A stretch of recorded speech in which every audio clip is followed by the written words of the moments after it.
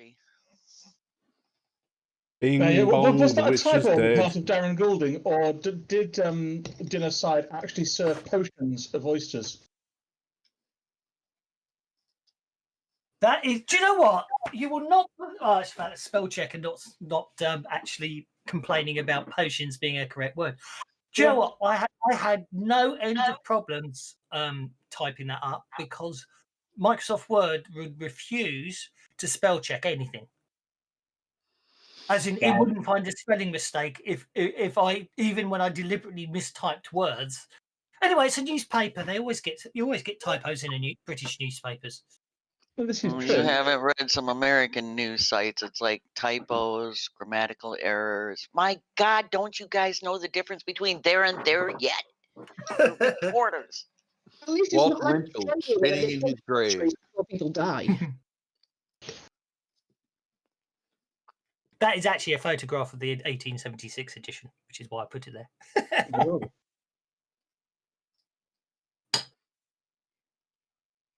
I think we've got everybody. Put your hand up if you're not here.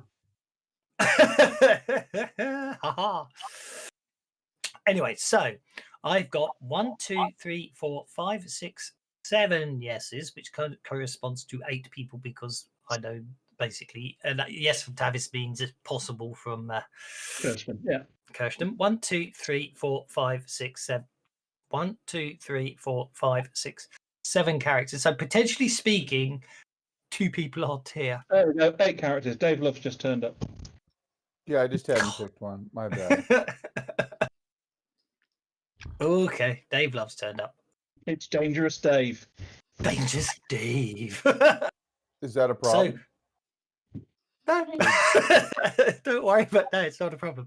So don't forget, guys. Don't forget the new dice color setting tool has arrived. So you can now actually apparently what you can now do is you can click on the pipette and then pick a color from your character portrait, and your dice will match your character portrait color.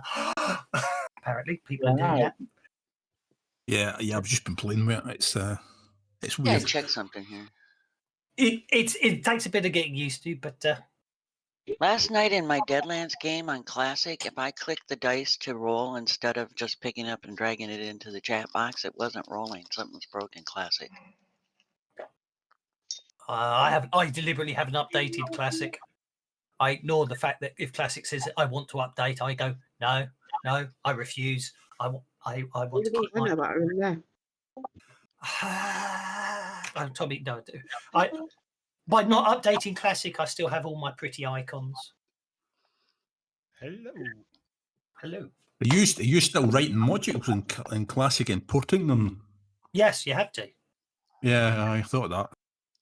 It's a bit of a pain because you have to. I can't do anything on Classic because it doesn't work anymore for me, and I'm not updating it. They're going to be ugly dice, but they're the colour of my hair, so. I can't wait for them to drop support Your hair for is not Classic. purple. Right. Oh, that's more like it. Yeah. Byron, yeah, I like that. Grey hair, nice. Well, supposedly they did hint that custom dice are coming. Ooh. Oh, Brett's just appeared. I'd love to have them be able to turn off. I can make and you can also instant use dice. the They newspaper seem to to hang sometimes. choose your colours. It's really cool. Okay, I'm going to cry. 1, 2, 3, 4, 5, 6, 7, 8, 9. Oh, I'm just going to enjoy all these bennies. Right. So everyone's here. Wow. Thank you very much. Give me a Thank you very much. Going. I just hope you won't be going into battle today. Of course, there's never any battles in Dosswelk's game. It's all mental, you know. Ask Patrick. Except when Patrick brings his dog.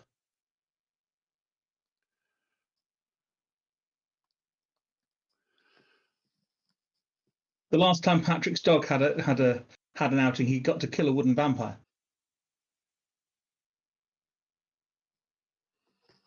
A wooden vampire? Excellent. Yeah, I told dog to fetch, and it did. That was a good one. Long game. Okay, so I'm glad to see that it's not just in 5e that the map thing has to tweak. The disappearing controller when you put the map in the background. And it works though to change reshaping your thing, but that didn't make any sense. The little, it's usually gold, but whatever color it is, to move the map around, it disappears when you put the map in the background with the latest update. But if you resize your general window and then zoom it out again, it shows up. Actually, we haven't got everyone. John Marlowe isn't here yet. No, he's not. 991 viewers. Oh no, 10 again. Remember, John Marlowe doesn't exist.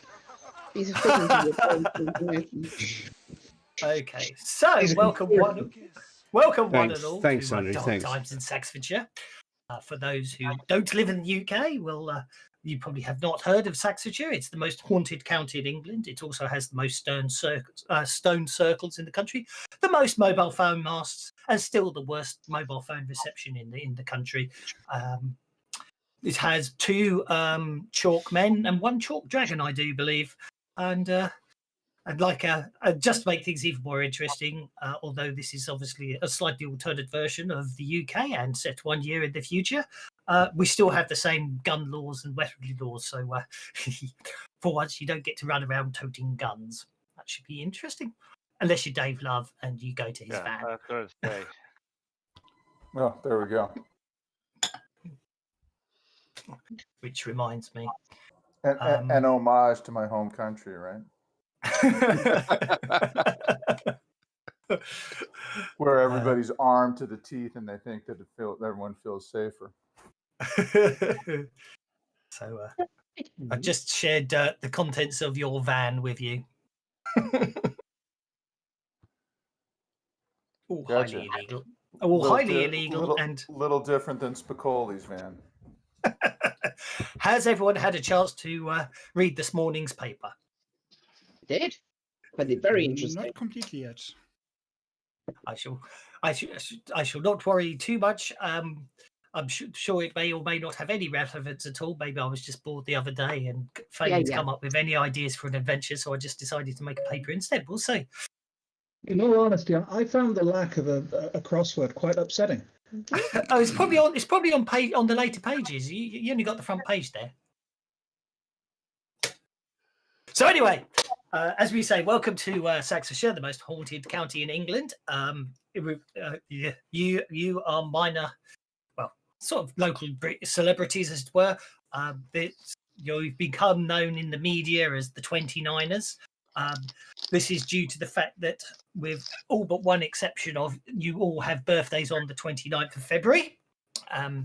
The only other thing that has been noticed over the years is whenever more than 4 or 5 of you get together, strange things seem to happen and you end up all being in the press again, some of you. So, you're sort of seen as minor celebrities for the reason that weird stuff. You always seem to be around saving people and having weird experiences. That's really about that's about it. Really, you all come from varied forms of life, ways of life, and you basically every so often you meet up. And there are times when you all meet up and there's no problems at all. But there are times when you all meet up and Byron turns up and says, "Oh, we needed someone," and there's problems. So as long as Byron's not here, you'll be okay, I'm sure. But hi guys.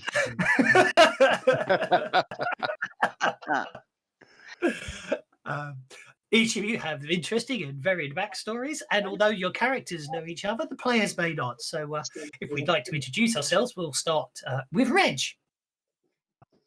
Reg is a solidly built man, an ex-police officer in the firearms unit. He left the force when a technicality, a child serial killer was let loose, and since then he's been in a vodka-fueled rage ever since. He's all right. He'll probably got your back, but woe betide if anybody crosses him. His favourite means of getting people to talk is basically dangling them headfirst off balconies. Well, thank you, Reg. Nice and sensibly balanced person there. Ray. Thank you. Ah, yes, it's me. I'm a man of few words. What do you want me to say? I live in the woods, and I don't really say much. So yeah, exactly. Sharp. Chick.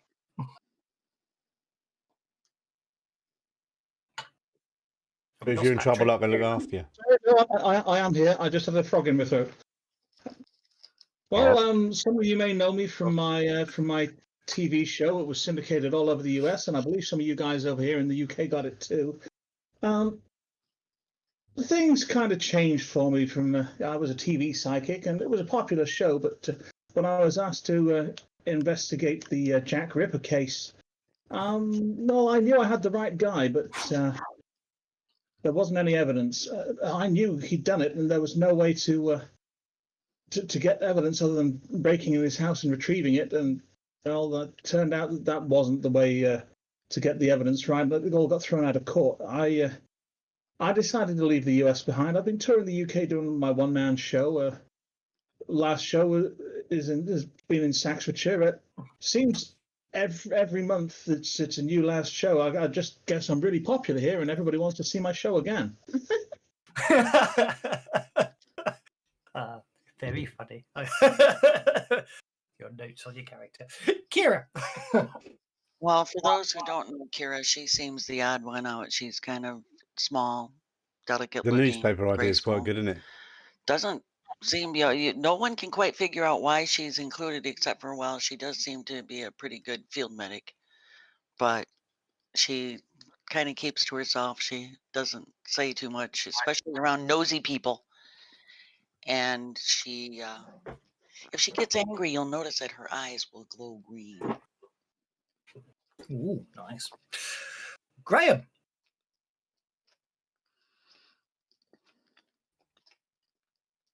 Mr. Graham. We lost Mr. Graham. No, Mr. Graham is simply being quiet and in the background. He tends not to be terribly flamboyant, at least in large groups, but he seems rather athletic, rather capable of moving through social circles, and it appears that periodically very beautiful things tend to, find their way into other people's possession. Not exactly sure why, but he does have a way when it comes to interacting with people. Blah blah blah blah. Thank you. And that's about all. Dave Love. Oh, Dave appears to be a soldier, a sullen Blah, blah, one, who So we got three things. We apparently got is not student murder, aware that the a war book is stolen over, from library, and restaurant closed is, after mass food poisoning. I think the book. kind of carrying around lots See what of they say. anger because of it, and apparently lots of things he shouldn't be carrying around, like weapons, and he's a little off in the head. This guy's from And, Cornwall. So he's going to talk like that, I think. Is that so- Cornwall? Is that Yeovil? I don't know. There you go. Sounds like someone you definitely want to have in a group. So there you- Mara ti Going to pičku, be mama ti interesting. pičku, Byron. mama ti There you pičku go. jebem. Yeah, simple old man. Kind of looks like he hasn't. Well, he has been living under a rock, and he's got a carpet bag and a very ornate staff. And I'm basically here to make sure everyone does well. Thank you very much. Brett. This is Brett Hackman, aka Hack, reporting in from the scene of the incident or happening. Whenever there is something to uncover, I will be there reporting for no longer the BBC, the big, beautiful. I'm not going to say it. Idiots. They just threw me out because I wasn't the only one telling the truth. Now I will find out this truth and I will have it printed no matter the cost. Believe you me.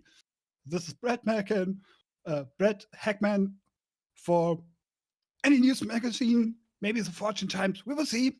And I wish you a good day. I like it. Thank you very much. Alan Sanford. Hello guys, I'm Alan. I work at the local museum. Night security, so I'm not used to being up at this time of day. What day is it anyway? Yeah. I tend to find myself around when, well, everything goes weird. And so also whenever these guys are around me, they go weird more often. I noticed that. But hey, I'm sure now we're all together, things are going to be just fine. Thank you very much. And John, I see you stuck in while no one was looking.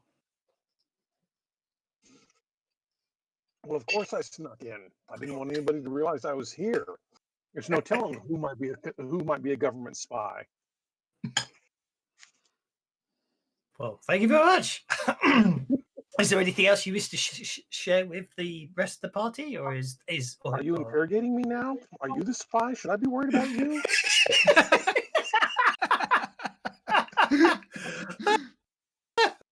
You know I can read minds, don't you, Mr. Marlowe? Says Patrick with a great big grin. Well, so as I say, it's Monday, the 21st of February. I hope you've all read your morning copy of the Saxford News. As always, after a few quiet weeks, it seems the silly season is upon us again, the front page is full of scandal and intrigue and all sorts. But for yourselves, it seems to be a relatively straightforward day. I imagine you'll be going about your business. Yeah, it almost feels like you're in America when you read the news. However, eventually, it would appear that as the day goes on, out of the corner of your eye, you all one by one, you all notice Byron's standing nearby, and you know that if Byron's turned up, then Byron know, even though Byron doesn't necessarily know why or how or who. There's obviously be that time of year. Yeah, it's obviously time for you to be needed. So you're. Yes, and get a cup of tea in a little styrofoam cup and take it to Byron. Okay. One an old timer. So what's gone wrong this time? Here, cup of tea. Don't know, but there seems to be a reason to be here, doesn't it?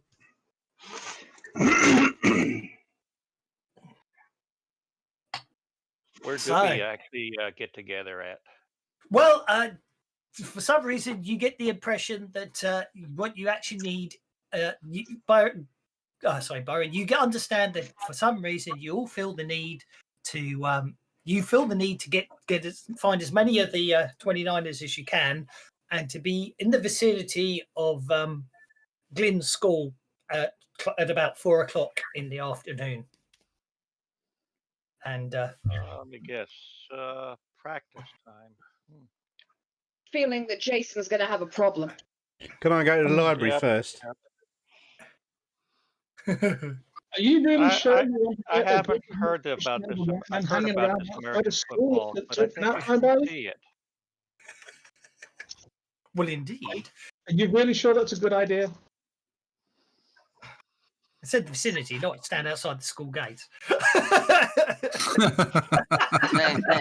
We're kind of curious about this American football thing. Yeah, there's laws against it. It seems another one of those silly sports where people are just bashing up against each other for no apparent purpose. Just make sure that Dave. Oh, like rugby. Right outside the school. Yeah. Well, indeed, and basically, as you find yourselves.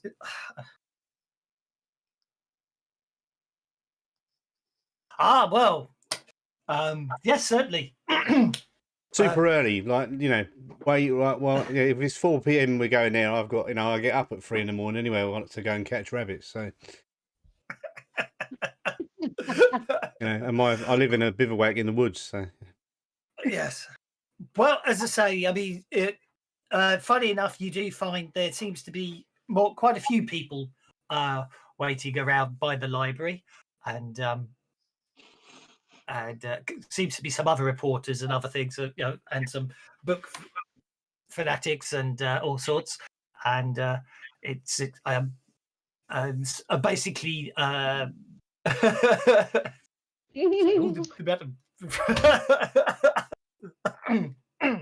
sorry, all the side texts here are making me smile. Basically, oh dear, I absolutely knew I forgot to. I was just thinking, I know I've forgotten something, and I've just remembered what it is. Oh, I forgot to sort out the library angle. Silly me.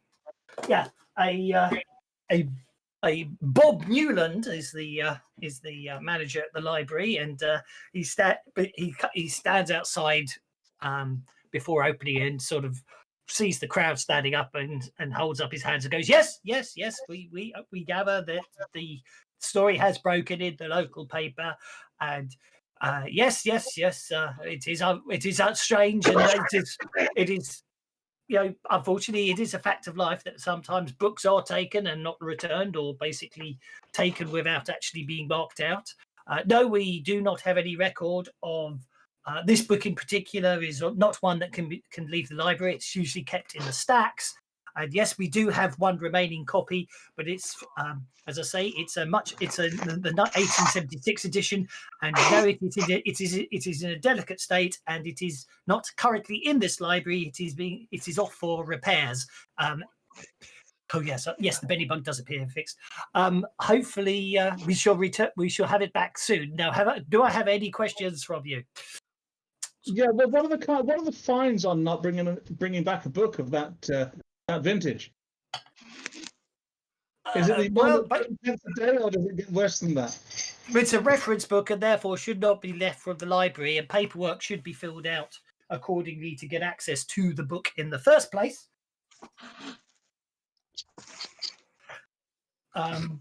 Therefore, in this case, it is a valuable item, and therefore it will be treated as theft, and therefore if the book is recovered, and the culprit will basically face the full force of British law. now you know why I have closed mics in it, because you can hear everyone farting and shitting. He seems a little upright and proud of that. You get the impression he's slightly officious and very, very full of the attention he's getting himself. Right then. But as I say, I mean, you could. The library is crawling all day, and lots of people keep asking about the same thing. But alas, it would appear apparently the 1876 edition was off for repairs at the time. They wonder if that's why it wasn't taken.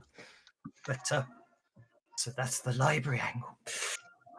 But does anybody wish to do anything else before 4 p.m? After all, you've got quite. You're watching me on the shitter. Yes, I think we're helping to save a cheese plant. Yeah, where did this cheese? Did I miss the start of this cheese plant discussion? Yeah, I'm lost in that. Can you help me with my cheese plant? Yes. You just got to pee on it; it'll grow. I'd like to go into the library and go to the reference section and see if I can't get a basic idea of how they entered and. Yeah, that's what I was thinking. How did they actually steal it? Was it just a case of people broke in, or was some nefarious? Yeah, did they do it with style, or did they look at? It's super easy to nick books from library. Have you ever done that? You walk in, pick it up, and walk out.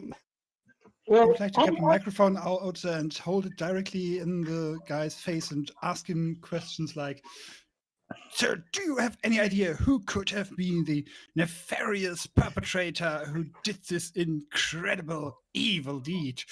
Do you have any idea how they could have gotten into the library, or how they could have gotten the book out?" Well, indeed. Well, as I say, it's in the reference section. Therefore, it's one of the more valuable books, and therefore, to get hold of it, we still haven't managed to get the funding to update the system. So it's still manual. So basically, what you do is you go over to here, and he leads you over to this wooden Rolodex type thing. He says you take a card, you fill it out with the information, your name, your address, and the book you want, and then you hand it in at the reception, and reception will basically pop it into one of the vacuum tubes, and they pop it in this thing, and it scoots off down to the stacks, where one of our assistants will open the vacuum tube and find the book and bring it up. So Got a little pocket, little hole in the share, like that's Cartman, how yeah. you get to book out the reference section, and then obviously they're all security tagged, so and everything else, and then you return the book, and we return. Basically, the card is left where the book is, showing that someone has taken the book out. So if someone else comes and asks for the book, we can say it's already out. But when they put the book back in, we take the card and store the card for in the record section, in our record section, and there you go. So basically, what happened was the other day, one of the reporters from the Saxford News, I think it was a Darren Goulding or someone, came up and asked for the book, and we went downstairs, and the book wasn't there. There was no card or anything else. It was most disconcerting.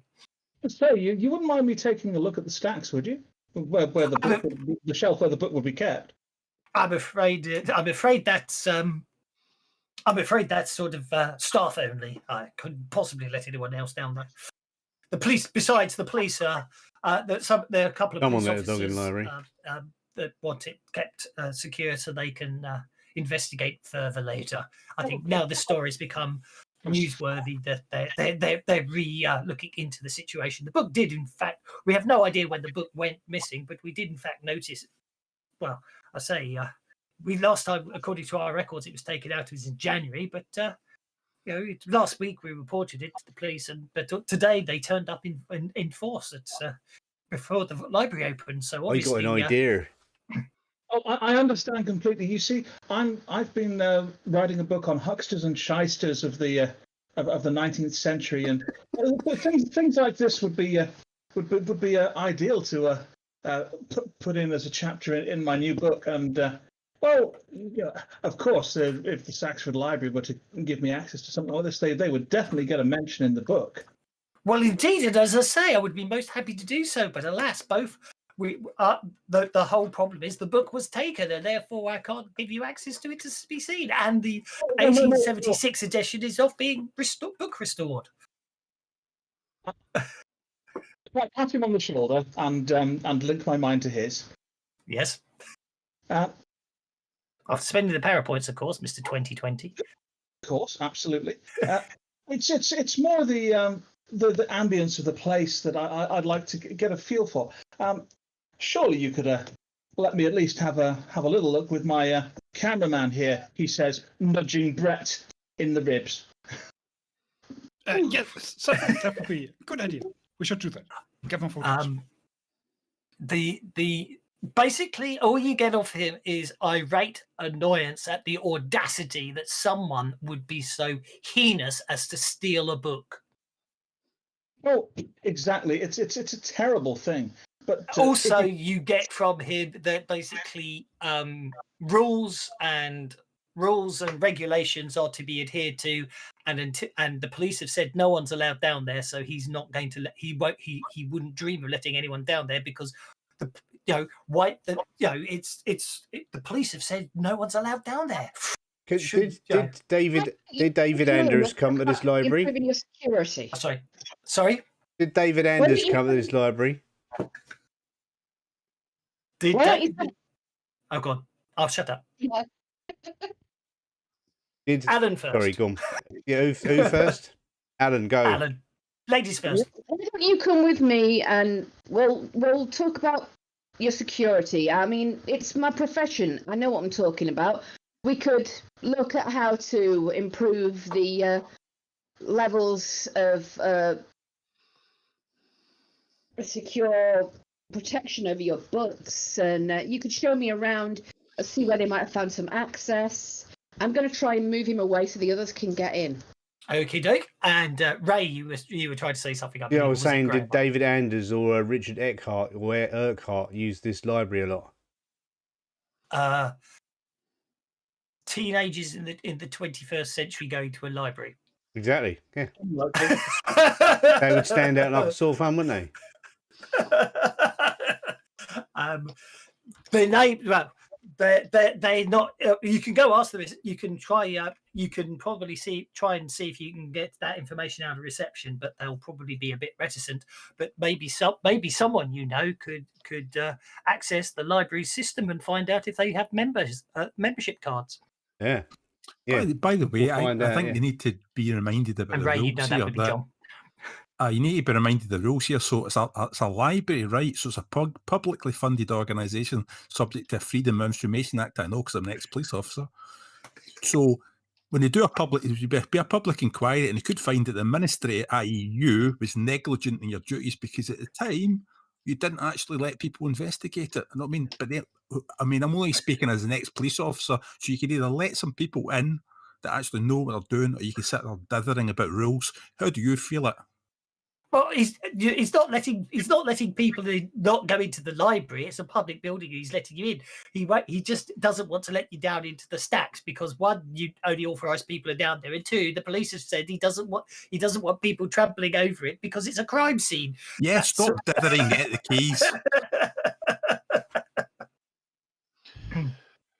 While everyone is talking to the head of the library, Patrick has come over and talked to me and said, we should probably go check that door just to see if maybe someone has left it open, and perhaps we can take a quick look and head in that direction. Indeed. I'm coming with. Right, you would know that would it would take a bit of convincing, but John is the type of person who always is very good at finding certain information when a computer is required. Well, I'm just going to the archive where the reference books are, and I'm going to see if maybe someone left that door open, and that way we can go and take a look without bothering the head of the library. I think that would be. I think you really better have a good check of the lock, make sure it's secure and everything, hadn't you? Yeah, exactly. Yes, absolutely. Just to be sure, make sure no one's left it open.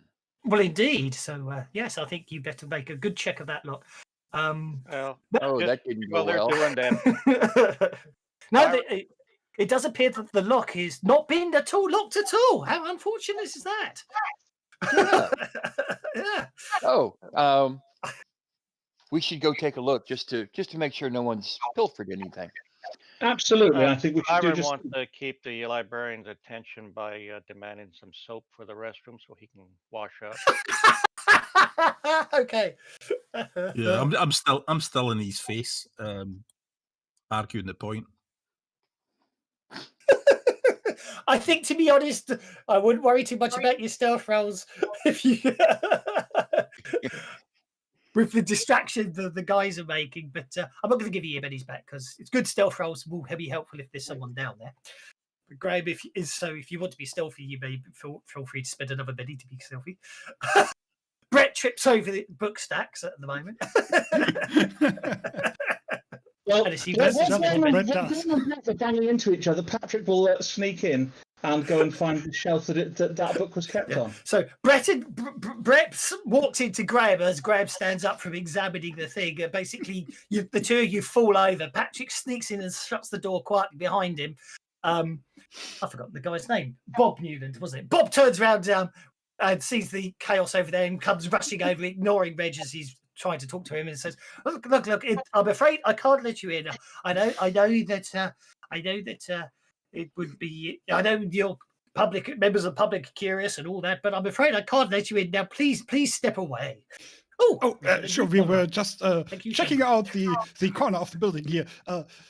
So, if you would allow me to ask you a few other questions, and I will like to try to lead him away. Shall I roll performance? Yes, go for it. Ray, are you asking? Are you approaching John to get assistance on the library database?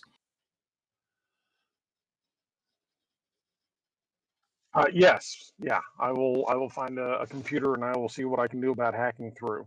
Well, yes, being a modern library, they've got computers everywhere. You give a fake name and address to get access to the computer, and then you're quite horrified to realise that it's running a really old version of Windows, and the firewalls are an absolute joke, I am sure. But obviously, you'll have to investigate them properly. I'm intrigued to know what objects you're focusing on, seeing as the object in question doesn't exist in the library anymore. Windows The NT. I Probably. went to touch the shelf that the book was kept on. So that I can, it happened around the shelf any time in the last 5 years. Okay, well, it would appear that very few books have been taken off this shelf. Since I know it was last taken out in January officially, because you said that earlier, I've only actually got to look back a month and see who removed it between when it was removed last January and today.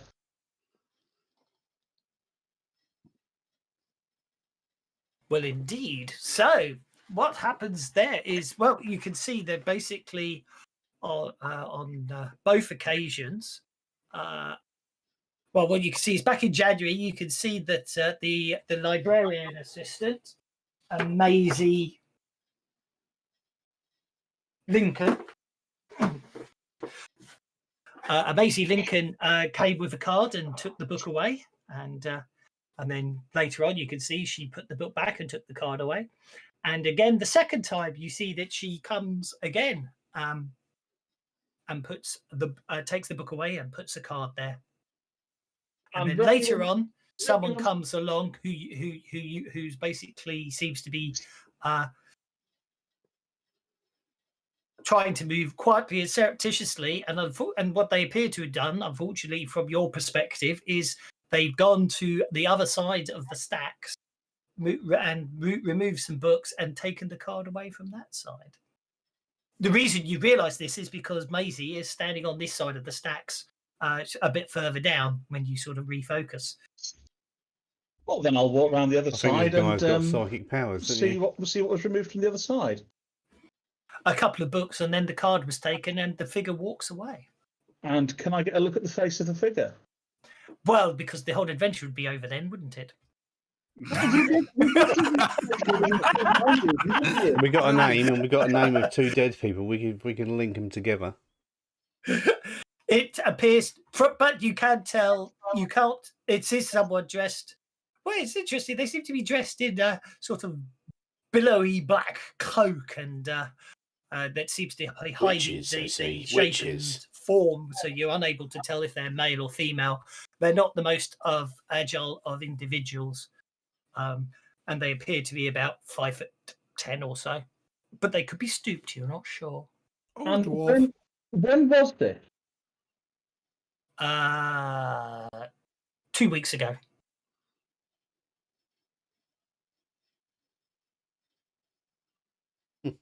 Okay. 2 weeks ago? Sorry, 3 weeks ago. It would have been 1 week after the book was taken out. It was taken and not returned. So 3 weeks ago, that would be. Thinking about it. And are there any cameras in this library? Oh, on the reference section at least. No. Good, because that means I've not been seen. Exactly. John, how are you going at looking at the horrific Windows Vista computer system? Well, what I'm going to do is I'm going to see if I can track back search results, see who has been searching for the book. Certainly. Or any related topic kind of thing. Well, you've got to get through at the moment, you've got the public access computers which don't have access to the library system, so I'm sure you'll have to. That's so easy. Here, let me show you. Vista of all things. So yes, it would appear you realise after a quick circling, you realise that they didn't close off all the firewall ports, and you do find your way back into the library system. It doesn't take much to work out that the password, Maisie's password is books, And using her account, you get in and you have access to the membership records from the library, and also the record system as well. I'm going to say, but you still can't figure out a way to turn it on Mr. Paperclip. Hello, it looks like you're trying to hack into a computer system. Can I help? Mr. Clippy. I've forgotten about Mr. Clippy. That was probably the only good thing about the old versions of Windows, wasn't it? Yeah, well, I must admit, Microsoft, the old versions of Windows, the good thing about the old versions of all the Microsoft products, we're finding all the Easter eggs, like the flight simulator that was built into an early copy of Excel. Yeah. But unfortunately, because they wanted to get the US government contract, they had to have no hidden code in their products. So, of course, that meant no more Easter eggs. But that's by the by. Oh, there's still one Easter egg in Microsoft Word, F4 wing. If you're writing fighter and then press Alt and F4, it starts a little fighter wing game. Try it out. I'll have to try it.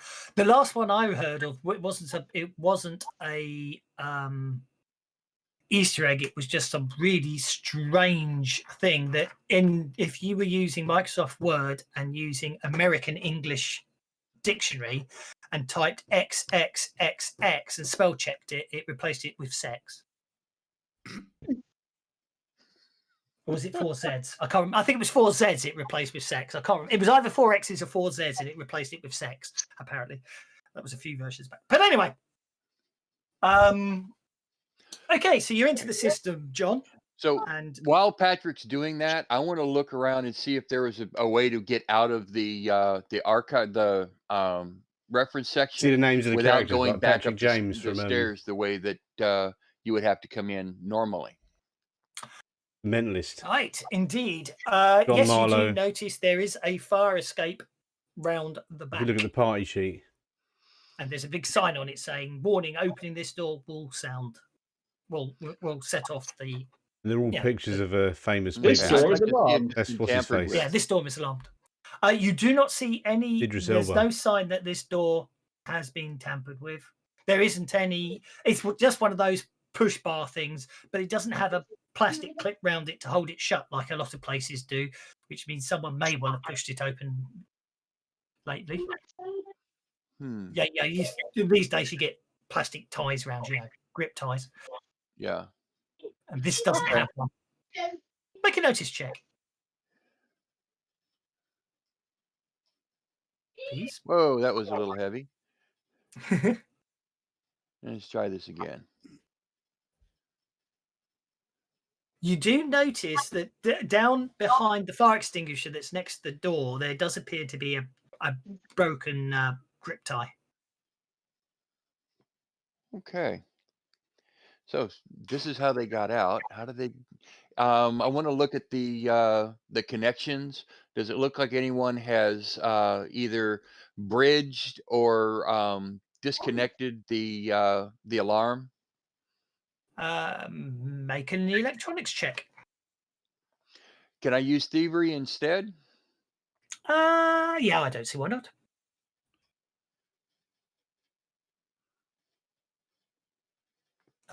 No, you do not see any sign that the door's been tampered with in any way, shape, or form, or any way that opening the door would not set off the alarm system.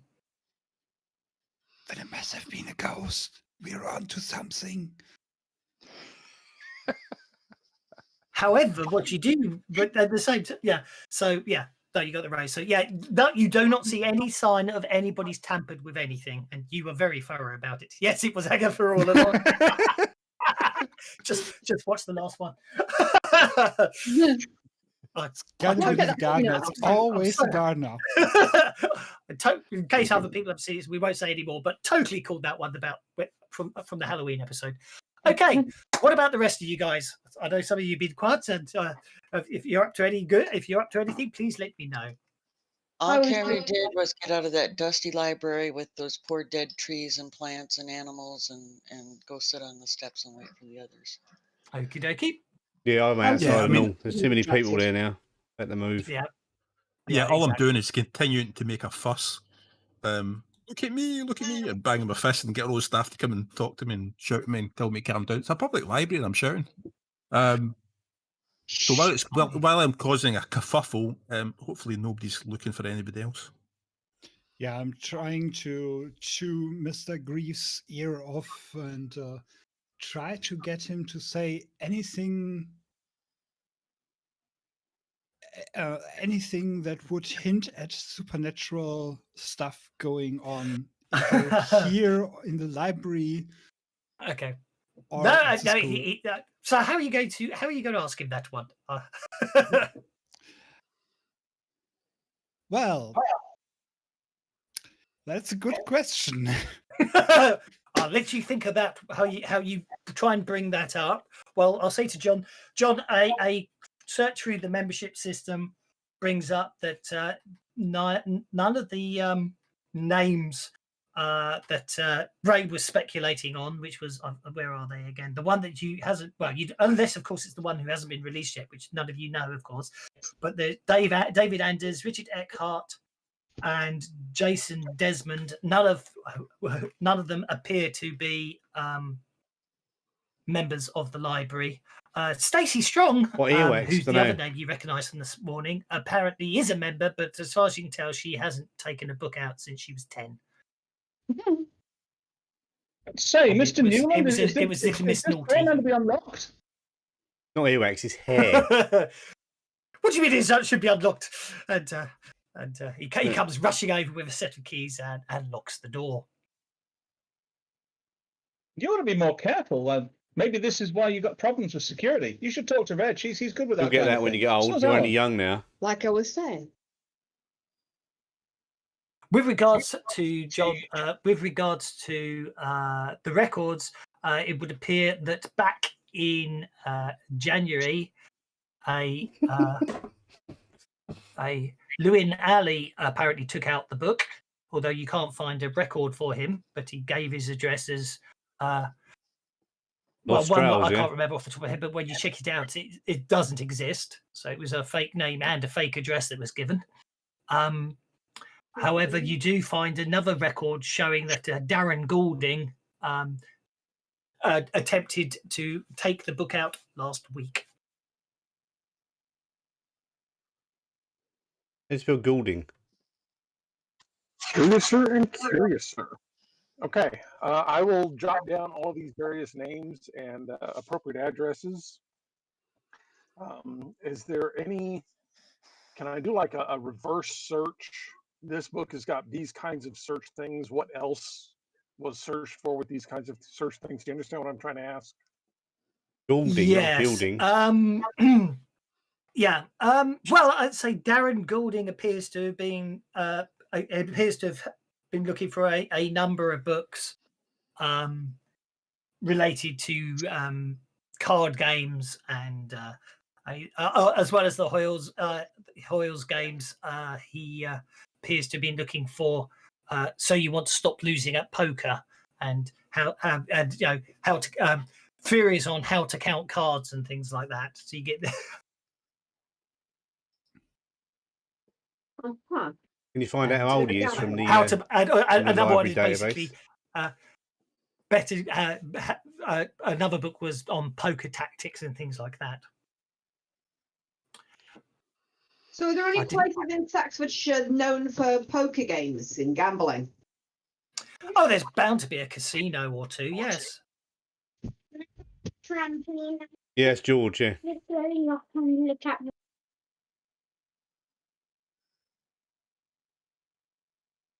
I'd say it's been all quite eventful and everything. It's probably it's probably about lunchtime by the end of all of this shenanigans. And I'm not sure how you finally managed to ask him, Brett, but he was a bit harassed at the time, was Bob Newland. But he eventually got out the fact that he has no idea what you're talking about. There's no such thing as, he does not believe in ghosts, goblins, magic, and all that tosh.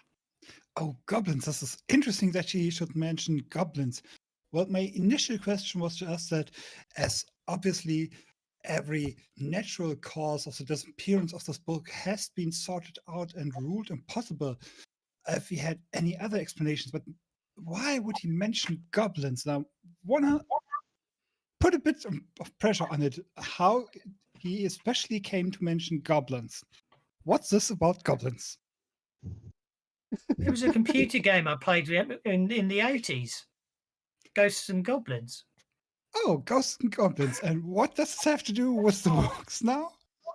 Nothing. That's the whole point. It was a computer game. That's where ghosts appear, and that's where you get goblins in games. You know, what you people are all mad. Now, just get out of my library. I want to close for lunch. Everybody out now, please. Out. Yeah, it's the goblin player with the squeaky goblin voice. It's a library. You're not supposed to be yelling.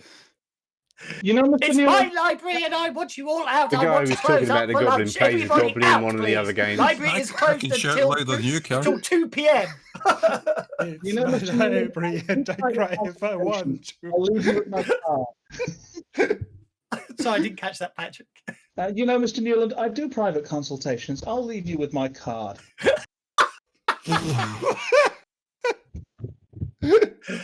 There's too many characters. I can't find you all.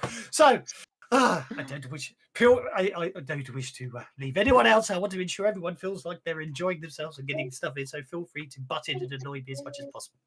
Okay, well, he finally ushers you out of. Finally gets everyone out the library, and he flips the sign over to closed, and you see him go off to sit back down in the back of the library with his his head between his hands. He seems a bit upset. Job well done. So, where does The he guy's wish to pissed head off the next? librarian. I think they You'll just see. frazzled him. I think you'll see that as a good thing, though, wouldn't you? As you say, all those lovely trees. I start making notes and somehow try to twist and turn it all into a direction that he actually pointed us into the direction of goblins, and that we will have to do further research on goblinoids. So as the others Okay. come trailing out of the library, Kyra will just kind of slip in among them. No problem at all. I wasn't sure if you'd gone off with Alan to look at the cheese plant, but evidently. I thought Alan was in the library with him. I was in the library. I was trying to talk security and distract the guy. Yes, you were. Don't worry, I was be having a joke. Right. What's your plans, people? This is very much a free-form, let you go where you want, and I'll try and keep up. Yeah, Patrick's going for lunch. But the restaurant we're curious about is closed, so we can't eat there. Not that it would probably be a good idea anyway. Are there any restaurants nearby to that restaurant, out of interest? Well, Somebody there's that probably might have benefited from the new Saxford's. business. Saxford's a big town. There's quite a few restaurants. I am sure. Ooh, how about this? Wait. Oh, come on, which one was it? The dinner side. That's closed. Yeah, but we could still go there and have a look at it. And ask about their potions. Yes. And You know, if they know I'm- anything about goblins, maybe goblins poison their food as well. I'm actually genuinely hungry, so I'm going to go and actually buy some dinner rather than going to a restaurant that's closed. Yeah, but I like a restaurant nearby, and Potion of voices. I've been sitting desperately trying to find it. Yeah, okay, good one. You know, they could be baguettes that are like a foot long, filled with whatever you like. What, Subway? No. No, but you could go to underground. They pride themselves on their food made by their sandwich architects. Sandwich architect. Ah. Yes. How high are those sandwiches stapled that they can call themselves architects? I don't. It's the most ridiculous. That is. I kid you not. That is a real job title. I saw once. Sandwich architect. Sandwich architect sounds good. It's definitely a real job title. That is a real job title. Sandwich architect. Kidding. No, You're a sandwich old man, Patrick says to Byron. What? Food. Would you like food? Oh, of course. Of course. What are we eating? Sandwiches, apparently. Roadkill. Baguettes, over a foot long, with anything in it you like. Oh, great. alligator sandwich and make it snappy. Oh, pass on lunch. I've already had rabbit this morning. Just a moment, Mr. Moore. You say that you're rabid. No, we've had a rabbit this morning. Yeah, Freshly captured and cooked. Yep. Yeah, Saxford's fairly countryside-y, so there will be plenty of rabbits. Oh, sorry. Well, watch this. I have to stand. So I've got traps out all night. Further away from him. Rabbits don't have long ears, and we're back at the goblins again. They've got long ears when I finish them. Isn't that hairs? Both of them, really. I suppose. Goblins are a myth anyway. Everyone knows that. I know, a very sad joke, and we're not going there for now. So, okay, lunch passes uneventfully. If you do happen to wander past dinner side, you see that it is closed up, and the blinds are down, and there's health and safety notices stuck on the outside of it. Can we get in the back door? Byron needs to check the dumpster out just to see. Actually, that's quite interesting. It appears to have basically the entire contents of Dinnerside's dumpsters, as it were, have been emptied and taken away for scientific analysis. That's got to be the cleanest rubbish thing I've ever Trash can seen. ever, yeah. Yeah, well, I'm English and it's England. I'm not calling it a trash can. No, I couldn't remember. Irony is, after having it called dumpster, all I could think of was trash can. It's a dustbin. Whenever you say dumpster, I think of that sumo wrestler, dump truck. Yeah. Where have you been, Mr. Dallas? I've been nowhere. No, what's that? Open the back door.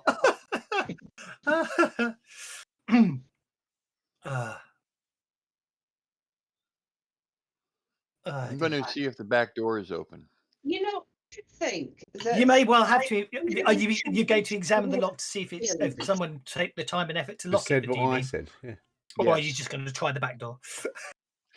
Yes. Well, I mean, if anyone tried the back door, they might find it locked. But it depends if you try the back door or not, I suppose. Well, yeah. Probably have to be hung. Do you know, it's quite disconcerting the amount of times that when you find a door, Gran, that no one's bothered locking it. Yes, I mean, it's so non-security. I wouldn't tell Alan about it at all, or John for that matter. Okay, you can head in. You can certainly head in. Well, you can certainly head round, open the back door if you wish to. I think other people are eating. Can you type in the Discord chat and see if it shows up in this chat? Just maybe that if there is mobile signal, is going to call. Yeah, the one where the messages for this pop up. Oh, okay. Wants to speak to the headmaster. The headmaster. Oh yes. Because you see. Yes, it does. does. He does his like psychic show and what Thank have you, you. George. It's all about positive mental attitude and that kind of thing. And he'd like to offer his services to do a short class with the American football team and the cheerleaders about positive mental attitude. Yeah, George beat you to it. And helping Too slow, them through Shandy. Too slow. With the recent bereavements that they've had. Obviously, they want to honour the boys by winning the league, as it's been put in the paper. He'd like to help them with a self-help session, promoting positive mental attitude, and also give them a chance to get anything off their chests about their recent bereavements. Because he's a trained psychologist as well as his whole magic thing and what have you. So, are you in He'd like to offer Savage the school to help Dosswelk with that. channel? He has a bit of celebrity, so. Oh yes, we could do a Indeed. front page feature about it. Yeah, basically, you find yourself talking to Gunnery's got like Laura 12 Holly, monitors. the You can have like receptionist at the 15 school, chats up. and she explains that I'm afraid the headmaster's very busy at the moment. I will leave your information with you, and I'll get him to contact you shortly. And it was a pleasure to talk to you, Mr. James. Are you doing any more shows? I've seen your last 4 lost shows. Well, it's always nice to speak to a fan. Maybe if you can get the headmaster to give me a call back, I could bring you a signed photograph when I come in. Oh, that would be marvellous.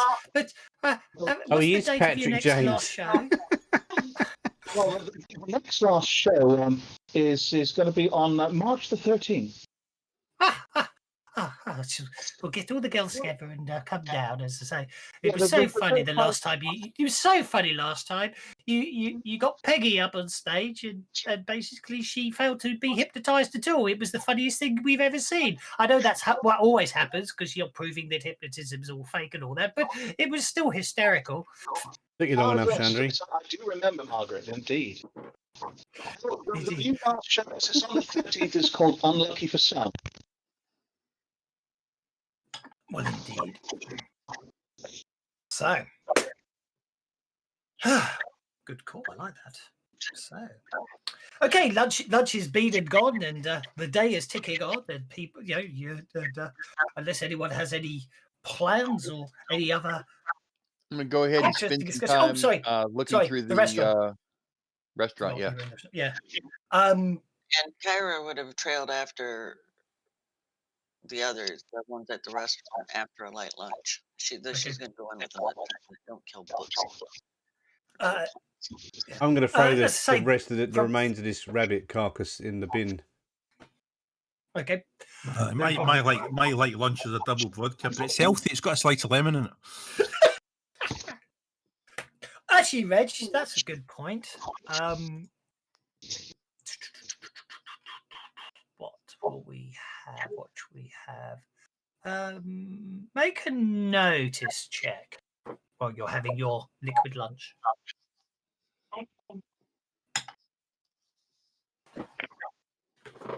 All of us or just him?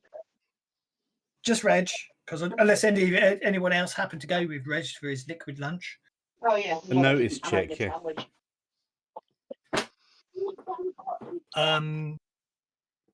On here, that's traits. Yeah, okay. I shall come back to that. This is the one we were playing the other day, or you made a character on the other day. A notice check. I'm going to deal with the restaurant first. Smarts. So yes. Notice is a hero's general awareness and alertness. Surprisingly, you notice dodgy things, spot clues, sort of find secret doors, unsurprisingly, spot hidden shit. Basically speaking, the restaurant closed. And I get at the end of the +2 on day, the and then check. obviously a couple of days ago, well, would have been a few more than days ago, wouldn't it? Because it was after the 14th. But it was basically, it turns out, it's just appears shut down. I mean, there's just almost left as it was, with people escorted out, and obviously, place closed up. Okay, I'm going to start with the reach-in and the walk-in freezer and refrigerators. Looking for just any sign of. Oh, you mean like is it? Well, yeah, it can be things that are at out the of the moment. It's an ordinary. investigation. We're going to do some fighting as well. Kyra would have followed him in, but she went out to the general dining area. She's looking for pot. As I say, this is the thing. Apart from, that's when you notice everything strange about it, as it were, for a restaurant. The freezers, all the food stores, everything seems to have been taken away. You do find, all you do find is one empty, unused, or possibly slightly damaged, I suspect, evidence bag lying on the floor, basically showing that Saxford. Health and safety science. I've got a science check. Local government health and safety department obviously took everything Biology, away xenobiology, chemistry, geology, the engineering. day that they hard closed the science. place down. But other than that, as I say, there's nothing else in there that screams It is that the anything unskilled thing strange for is going anything you on. And haven't got any maybe, you know, practice at. but it looks like, Unskilled. unfortunately, That in that of itself is strange because there's always something strange going on. In the neighborhood. Who you gonna call? Those bastards. No, 29ers. Oh dear. I think we should put one of us watching Jason Desmond. I think something's going to happen to him. Reg, what you notice is in the while you're having your liquid lunch is you notice that Sean McGregor, a detective sergeant in the Saxfordshire police. Do you know what? I have no idea. I forgot. Again, we've been so Americanized these days. I can't remember what we actually call what Americans would call the homicide division. What we call them. They call them CID. That's it. Well, that's all of them, isn't it? The So, CID but yeah, is the people who investigate CID. murders, yeah. Criminal, yeah, exactly. Or CID. dead bodies. So yeah, detectives, CID. They're having an argument. Mark Jones is you remember, you know them both from your days of the force. Sean McGregor's sort of very much a sort of career seeking, takes no crap, basically whatever it takes to get the conviction and possibly cut a couple of corners, as it were, in the past, but always never gets away with it because he's got friends in the right places. Maybe he rolls the correct trouser leg up from time to time. You're not entirely sure. Mark Jones is one of the younger cops, more idealistic, and hasn't had the reality of life as a police officer completely beaten out of him. Yet he still believes that justice should be fair and cops should be honest and all that sort of thing. I'm not saying they shouldn't. It's just, you know, he hasn't got the cynicism that you've grown over the years, Reg, and obviously this is your point of view. Wow, I speak Cornish, Gaelic, Welsh, English, and Scots. What you gather is there's some definite argument going on, and it would appear that Mark Jones is arguing the case that there's no evidence, and there's no evidence to implicate whoever it is they're talking about with the 3 deaths. There's no sign that any of them were nothing other than unusual accidents and just coincidence. And he thinks the bully boy tactics of raiding the football pitch at 4 o'clock just to haul him off is seems like it, Drake. ridiculous. Yeah, but it's a good game. This is my first Savage World game. What bully boy tactics? I mean, what was the theory then? Well, so you that's all you really got, because they were walking by as they went out, but you got the distinct impression that basically Sean McGregor is going to use his usual and probably tip off some of the press as well with bully boy tactics. So playing. they'll turn up en masse, swoop in, grab Dosswelk someone, drag them off, make it very clear that it's very public and very seen. More than once, you know, people have later found out Dosswelk is Savage Dosswelk. You know him. He's on the forums. You must know because him. of course He's the the BBC guy who were does a waiting lot to of the film them coding as they for turned this. up to arrest them for a Or crime they helps with didn't the commit. It conversions, turns yeah. out in the long run. They're going to arrest one for the PR rather than investigation. That's Oh not yeah, right. that's definitely his style. Yeah, well, It's you can at do 4 that if you o'clock want. Today, they're We can turning just up at some ask. football Yeah, that's pitch what I'm to here arrest for. someone en masse. Some football pitch. Right. I wonder if that would be the football pitch at the school where Byron picks me up today at 4 o'clock. I'm going I to think make it would be. I'm going to phone people and tell them that Okey-doke. the game that we're going to go at 4 o'clock. There could be a press might be turning up. The police are going to probably arrest somebody publicly, and it's going to be for show. It's going to be a thing. If we have to talk to somebody, Yeah, we you like to got a do it whole quickly collection, before they yeah. show up and they spoil things. It's almost as bad as me on Monday with 8 players, isn't it? Obviously, you won't be able to call John because he never carries a mobile phone, because otherwise they can track He's got a him. whole load of pre-made characters, and they just turn up and pop in. No, I'm not sure if Kira There's has one of 29 those characters. newfangled electronic things, and Byron certainly doesn't. But Byron will know. Oh, excuse me. Byron will know. where I to know be to anyway. be there. And gets a message. I don't know how he does it, but he always gets a message. Indeed, Patrick, your phone rings. I burped. James? I burped. Did you not hear it? I went Oh, burp. hello. Laura Holly here, receptionist at Glid School. Thank you. Peter Waldron, My, the my headmaster. arse is too far away from the microphone, We'll so you see can't you at hear 9 it. o'clock tomorrow But morning. that's my mouth, see? Very It's good. a I real was fight, you hoping to wouldn't see hear him it. today, but I Unless appreciate it was a he's a right busy man. buffalo He's got a school fart. to run. I did a buffalo fart and my chair broke. Well, yes, I'm afraid that's the earliest he's around at the moment. He's unavailable. I'm from Cornwall. My name is Ray Moorcroft, he's and I got it. like to live in the He woods won't be and back kill until rabbits tomorrow for morning. breakfast. Oh, he's away from the school, is he? Doing anything interesting, Laura? Yeah, see? I really can't say. That was my mouth. That was my mouth too. Oh, such a shame. I just signed a picture to bring to you as well, but it will obviously have to wait till tomorrow. He's down the police station giving information about all the students after all the problems they've had. He's desperately trying to make sure the school is in no way can be implicated, and he's helping with any investigation that may be going on.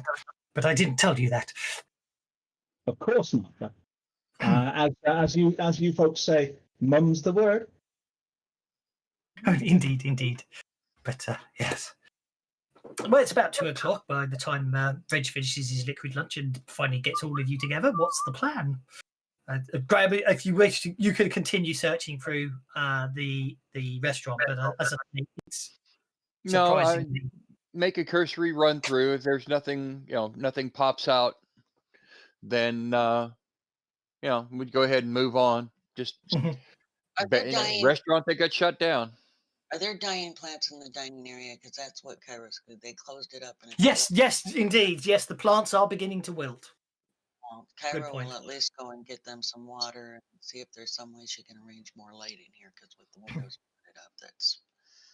Yeah, Graham, I don't think you. I'd say you have obviously you haven't, but your character has once, I believe, before being around with some of these people, and you've noticed it again that basically, yeah, Kira's watering the plants, but she's talking to them, but she's not talking to them the way normal people talk to them. She seems to get up close and whisper to them, and the most disconcerting thing is it's only when it's really quiet, and because there's no one here, it's really quiet. This is the second time you remember this. It's like sometimes you feel like there's another voice in the room as well as Kira's, but as almost if there is an actual conversation going on. But when you actually try and concentrate on it, no, you don't hear anything again. But it's unnerved you more than once that sometimes when Kira's talking to plants, it's almost like you can hear the plants answering. But it's just one of those silly things. I'm sure. I changed my dice to be completely different from everyone else's. Got a grey, a blue, a brown, a green, 2 greens, purple, if there had been if a they peach, had noticed anything different before some they kind of came shade of burgundy light. that I made. Mauve. That'd be an interesting one.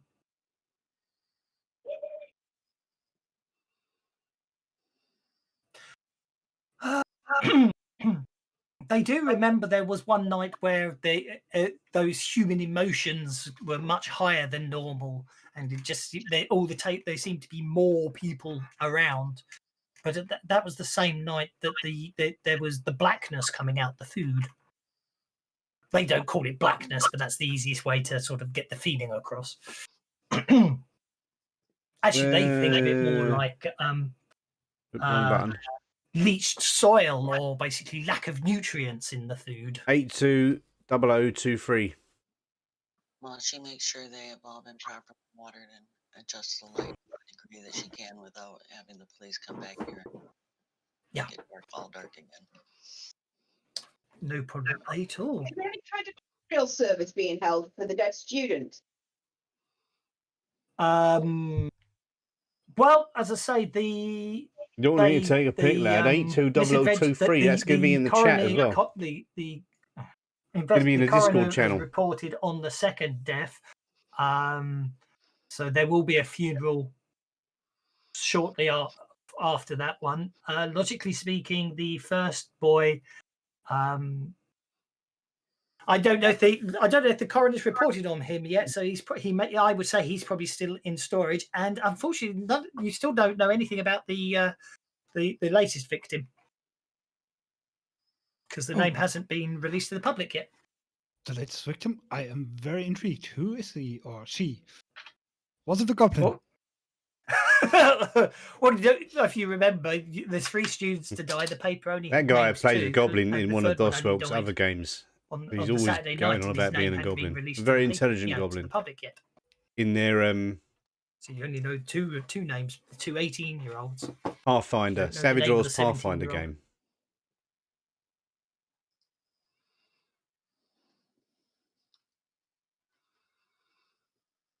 Which I must admit was the first thing I thought you'd all try and find out. Yeah, I like this system. I Anyway. do like it. 2 o'clock. Time's ticking on. You can die very easily. You don't do Can we tactics try in and combat. find out more about these kids, maybe? You certainly can try and find out more. I mean, You don't need to do long how rests. do you want all to the do time. that? Every time we have a big fight, go and have a long rest. Stupid. When that many kids have died in a popular sporting team, the kids themselves generally try to get together and arrange something, probably via social media. Perhaps we should see if we can check that out and find out if they're doing something like a candlelight vigil or drinks for their friend or something like that. Well, and Dave Love, the music fan, was seeing this Richard Eckert Death by Misadventure, which just reeks of the lameness that was declared for Brian Jones, and is thinking that there's something definitely dodgy about that. Well, indeed, yes.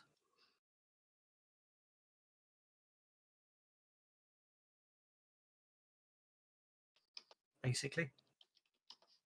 Well, social media. Well, you probably need someone who's very good at quickly and efficiently scanning all forms of electronic social interwebs, wouldn't you, to find that sort of information quite quickly and efficiently?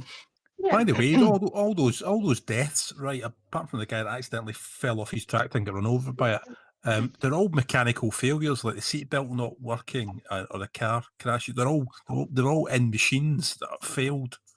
And I wonder if there's a similar case with the fridge at the restaurant has failed. I wonder if somebody's mucking about with machines. Oh right, yeah, that's what I was thinking. Techie minx, yeah. Well, yes, but but as I say, the interesting thing was with the fridge thing, which is a very good theory. I like that. Was the Go same into batch of Dosswelk's oysters were served to channel people and on the tell him. 13th and the 15th, and neither of it was only the people that ate that batch on the 14th that suffered effects. Maybe it's what they were cooked in then. He does this every Saturday. Well, He maybe takes that's loads of people. what's being investigated, isn't it? It's intrigue. Can't believe it. Alan, I'm afraid you failed miserably to find anything like that. You know, you're fairly convinced that it must be out there, but I'm afraid you can't find it. You may well have to see if anyone else who is better at finding that sort of thing in the electronic medium. Does anybody else? I'm not going to touch your computers; they'll break. Would John Marlowe go on Facebook even to look at other people's stuff? I would like to help Kyra feel a little bit better. Kyra, have you peed on your plants yet? Well, no, I've not been back to my office. Well, I'll do it for you if you want. I need to go for a pee. I'm not taking you all the way back to the office just to pee on my cheese plant, dude. Oh, it's not. No, it's not. It's healthy and nutritious. Plants love it. Sorry, no, it's not that. I was just laughing at that. I love that. Byron's obviously just come into the back of the restaurant, and basically the plants are now being bathed in sunlight for the next hour. That's lovely. I think they might like you, Byron. It's 10 minutes, but I'm Well, sure I like them too. Oh no, 20 minutes because Byron's concentration. Do you know something?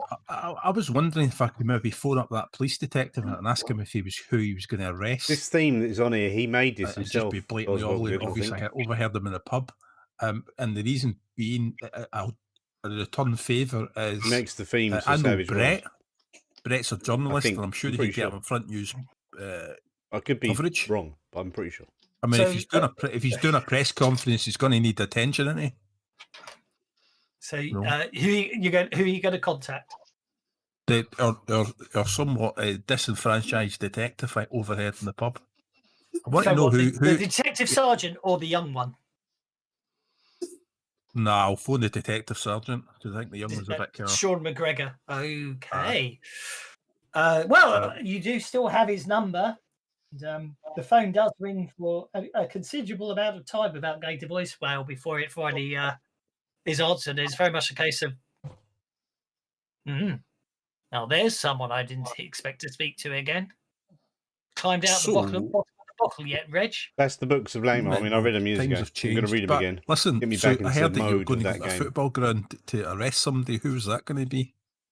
And the reason I'm asking is you should know because you should know better than I give that sort of stuff out, and the fact that that sort of information has been released before any arrests have been made is definitely. Aye, but that's how the game's played. Do you know it? I mean, play the same game, but I'm just saying, I'm No, friends he won't with read them. Brett, and I'm sure that you could. He Brett won't could even get listen you to a the radio audiobooks. interview You or need the to front read it to covers him, of the Sharpie. You'll pay for the press. flights I mean, out. if you're looking for He said he'll publicity, pay for your do you know what flights. happens when the 29ers And get together? he's moving The into a new publicity house. frenzy.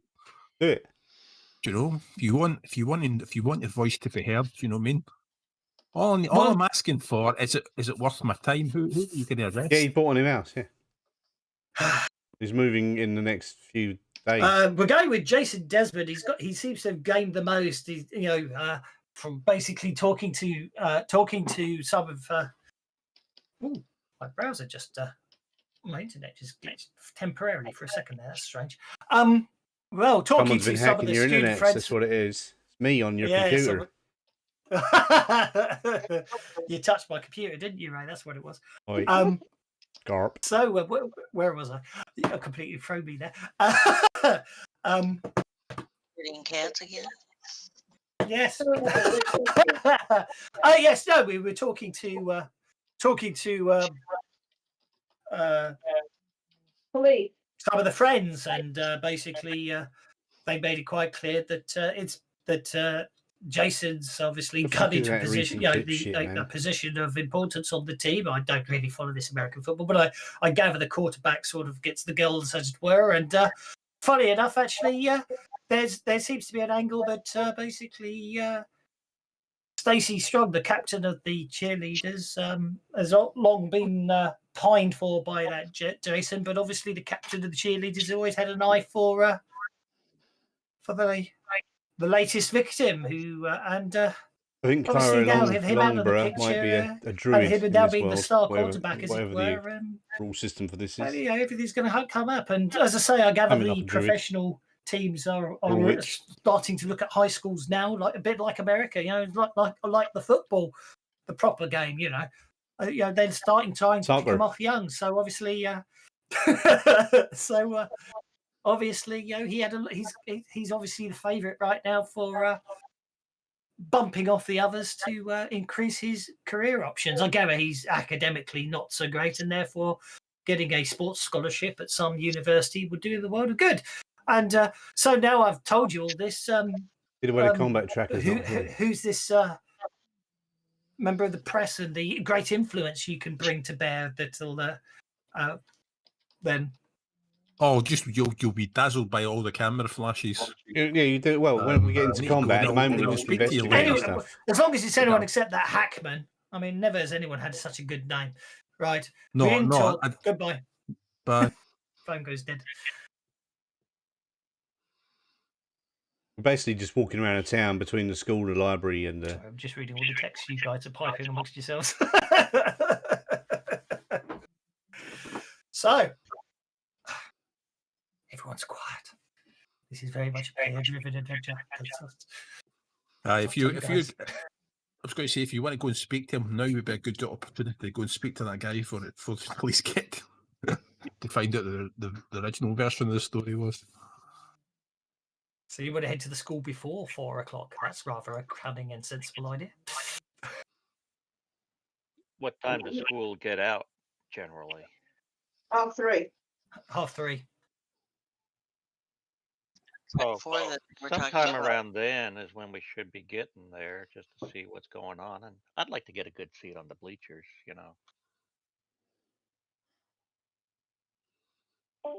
Well, indeed, yeah, no problem at all. You can get, yeah. I mean, Yes, I am a druid. yes, they do have they obviously do have a pitch, and they do have bleachers. So yes, indeed, you can get a good seat on the bleachers.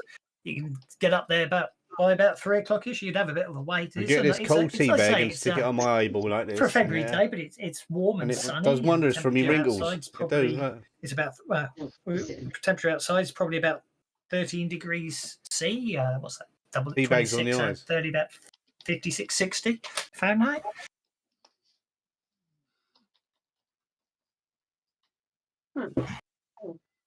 Um, 55. Is there a game on tonight or a practice?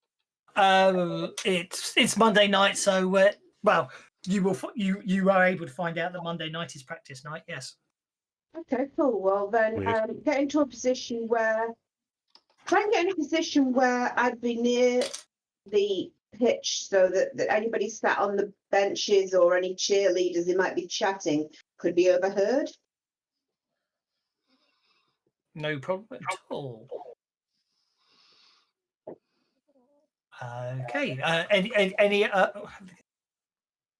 Any other lines of inquiry or investigation people wish to use?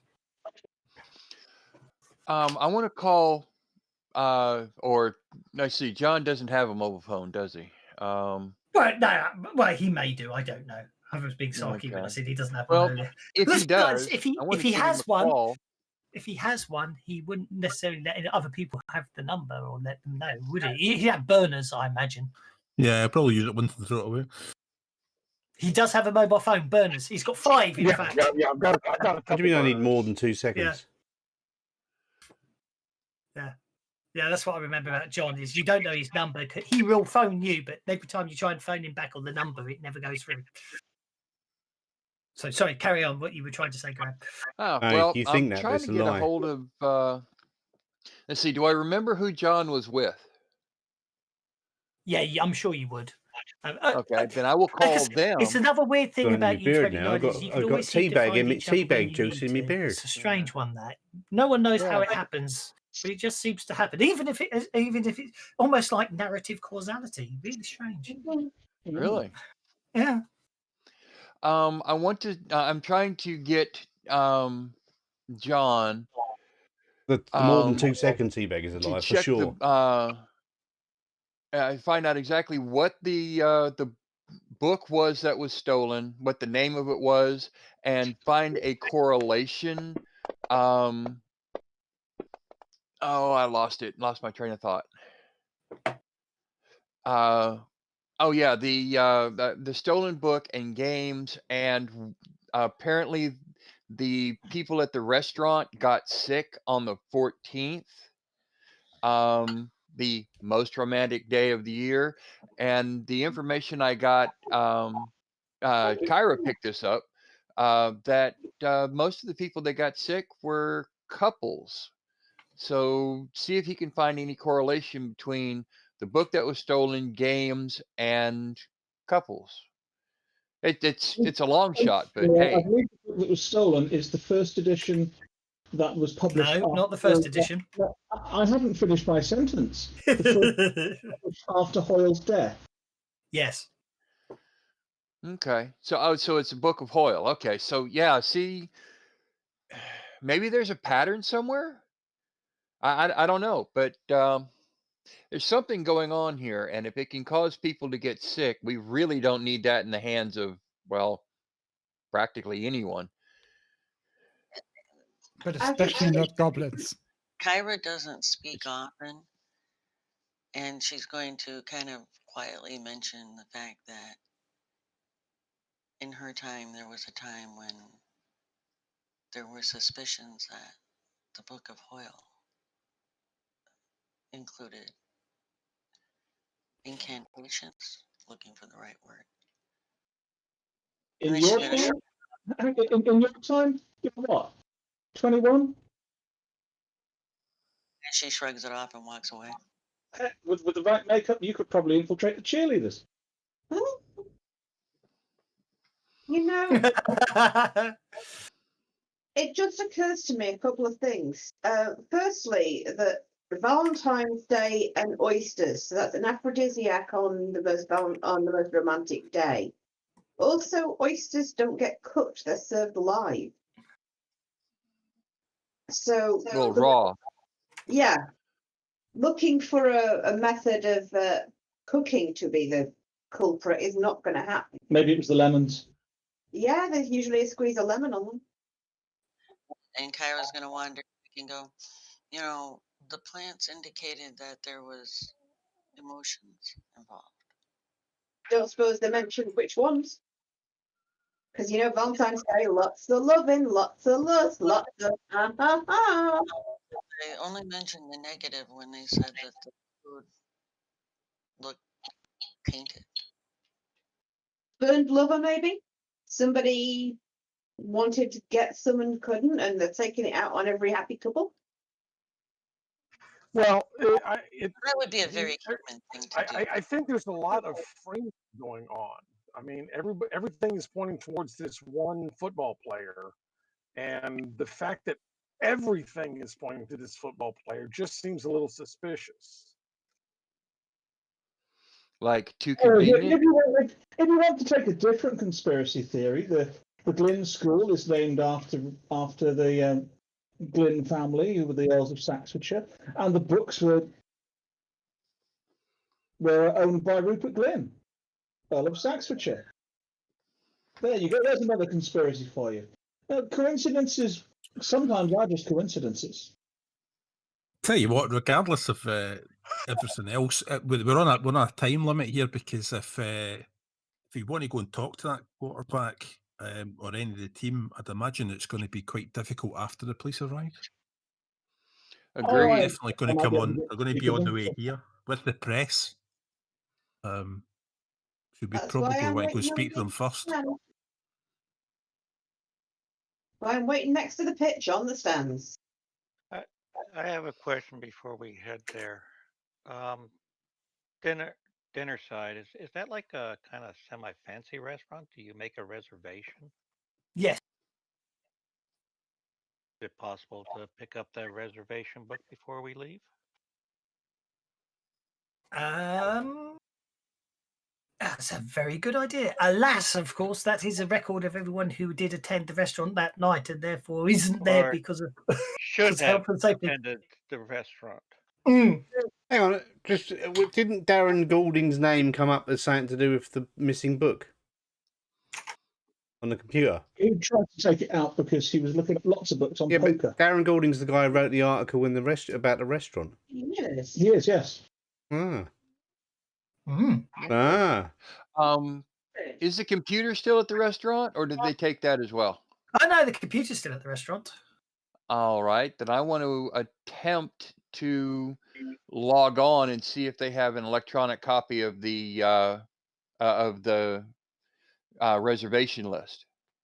Okie dokie. John, are you doing any investigation? Are you going to try and do some correlation at a internet cafe or something? Yeah, I was thinking that I want to find who is going to benefit the. I like my conspiracy theory. Who is going to benefit the most from this particular football player being taken off the team, like the secondary quarterback or something like that? Jason Desmond. Jason Desmond. Right. We'll do some research on him. See what his connections to any of this might. But certainly, by all means. I'm just curious, were you going to do anything on the investigation, the correlation that Graham asked you? Oh, I can help him with that if he wants, yeah. Can I give you guys a thought? I would like to chime in and help as well. Stacy Strong, captain of the cheerleaders, had a thing for David Anders, the guy that the last person that died before the current guy. No, actually, Stacey, you don't. What Reg found out was Stacey Strong had a thing for the last victim whose name you still don't know. Oh, okay, the last victim. Okay. But Well, then yeah, I that know where you're kinda going. takes That, but everyone's always said that Jason's always had a thing for her. Yes. Well, no, what I'm Reg got. looking at is David Anders died on the 13th, the day before Valentine's Day. If somebody was upset about him not taking her to the diner, that might have caused couples there to be affected. And Urquhart was But killed. I'm probably reaching now. Oh, that's Tell a you what. bloody good one. I like that. Damn it. If you want to find out who Support the if you want to find out who the unnamed person was, I'm sure somebody can look at the kids' social media accounts because I bet you they're talking about it. Well, that's Brett, right. what were you researching? Basically, Brett, Brett comes up. Brett, you found a copy of the.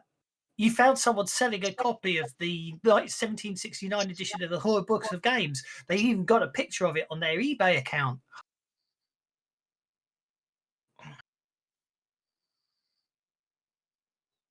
Takes you a little while to realise what they're selling is a painting, and that isn't what the book looks like. I think they would have cleaned off the cobwebs before they tried to sell it. Yeah, maybe gotten rid of the creepy red candles too. So I don't know what it's serious. It's Hoyle's book 1769 original art. It's like that's got nothing. I guarantee you that's nothing what it looked like. I just googled it. I was curious. Yeah. I was just curious if you actually put in. It depends on what timeline you're looking at. Yeah, if you got if you have, funny enough, I don't find anything there listing the arcane link, which is obviously the truth, because obviously if it was true, as John would point out, they've obviously hidden the truth. I did once buy a copy of Hoyle's Book of Games in real life because of I own one. So do I. My mum bought it for me when I was a teenager. When I was before a teenager. So it's quite an old edition. It'll be a 1980s edition. But yeah, I owned a copy of it. Yeah, it's good. I find it disappointing. No spells. No, they're in there. It's just every edition tweaked them, and obviously over time. Yeah, you need the earlier editions to get the proper spells. Well, maybe that's it. Mine was too modern. First edition before they changed. It wasn't the first edition. Yeah. That's the interesting thing about it. It's interesting is, as Patrick pointed out, 1769 is the year he died. It is. I'm going to pull out a packet of pork scratchings from my pocket and sit and eat them on the seating. No problem at all. You can hear some what you do here, and I've forgotten where I've lost it now. Yes, you do hear some talking. It does appear to be a couple of the cheerleaders. They haven't noticed you up there eating the pork scratchings, and it just seems to be. Pardon me. It just seems to be one's doing all the talking, and they seem to be very knowledgeable and obviously really informed about everything, and going, well, as you know, Stacey thinks I'm her best friend. It's laughable, really. It's really fanciful and crazy, isn't it? But anyhow, she's just terrible at the. She just shouldn't be the captain. We all know I'm a better athlete than her, but that's by the by. But yeah, I mean, as if Andrew Dawson would have ever gone out with her. It's quite fanciful. I mean, her and Jason, they're made for each other, aren't they? They've known each other for years, I gather.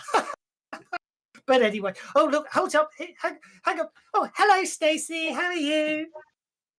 BFF. And she runs over. BFF. Crazy motherfucker. So it looks like it's about 3:30, and it looks like the players are coming out towards the pitch. Assuming the rest of you are heading that way, or unless you would pick up any other things, time can be fluid and it goes back and forth all over the place.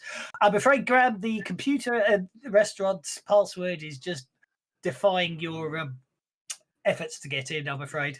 I mean, you Yeah, can take I advertising. don't do computers much. No. Well, You're old maybe school. Alan could insinuate himself onto the pitch during the training by posing as a water boy. Is what over? Yes. What do you mean? Is it over? Of course, it's not. If it was Okay. over, it'd be over, wouldn't it? They're talking. I'm just this lot. They like to talk. There's like 3 people who just do all the talking. Oh dear. 1.5 hours in, we haven't got you to the football pitch yet. I'm not complaining. Or I do. Kyra could approach the No. cheerleaders and ask We're her just getting ask ready them for what it takes to get to be a schools. cheerleader. Schools out, and they're all hanging around Well, the school as someone pointed out, you could playing probably field pass for it. You for could probably get football away start or with something. passing for a Soccer. cheerleader. Which also means I forgot to actually add a year onto everyone's age, but that's okay. Because obviously, actually a few years actually, because the characters haven't been updated since 2020, and it's 2022 now. In the future. It's the only problem with having characters that are obviously born on a specific What a giant poo. date. You have to remember to update their ages. It's all right. I got older too. Right. So you see them coming out onto the field. They do. They seem the impression you get is they are a bit shell shocked. Apparently, the whole day's been a bit like that. They seem to be running onto the field. You wouldn't necessarily call them enthusiastic. There seems to be an older fellow with grey hair standing over there shouting at them, going, "Get out there! Come on, let's get on with stuff. Let's take out your aggression on the pitch, boys. On the pitch, take it out." Meanwhile, Stacey smiles as you approach Kira. The one that was talking, Alan overheard talking earlier, standing behind Stacey's back, so Stacey can't see her, looks at you and gives you a very cold and nasty look, as it were. You've been sized up instantly. She's unhappy by obviously what she sees. Better looking and much better poise. Yes. Poor Yes. child. Yeah, and some ethereal quality that obviously no mere mortal teenage cheerleader could ever compete with, I'm sure. Not that you're immortal either, anyway, Kira. Not saying that at all, are we? No, definitely not.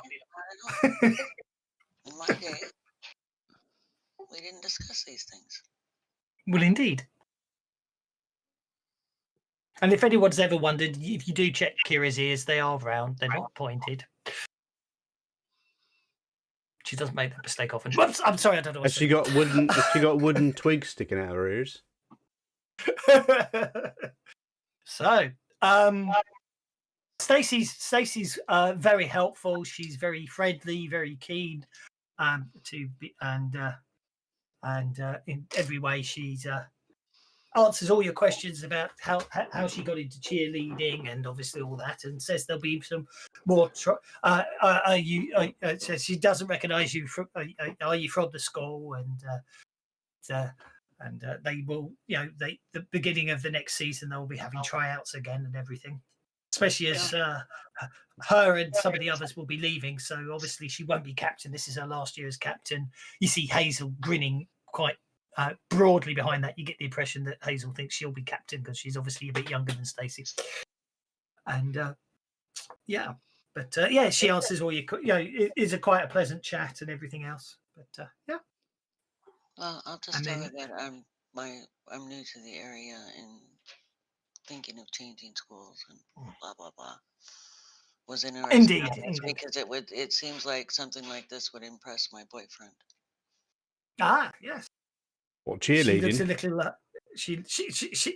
Her smile falters for a second as you say boyfriend, and then it comes out. Goes, yes, indeed, yes. Boyfriends haven't had time for one of those. Cheerleading and getting all my academics in right, so I can get off to university after passing my exams at the end of the year. Obviously, last couple of years of study have been really hard, and now I've got to take exams, unlike the children from the year before who just got to grades. So, yes, haven't had time for that sort of thing. But, excuse me, I need to go talk to the coach. And she sort of half runs, half skips off with a smile on her face. I do this. As Hazel mutters under her breath, she goes, "Oh yes, Stacey. Oh, nice. Now, no, yes. None of us remember how you used to Stick bully us earwax when in you my was ears, younger." put my hair in my ears, and hold it in place. Anyway, what are the rest of you? Sorry, carry on.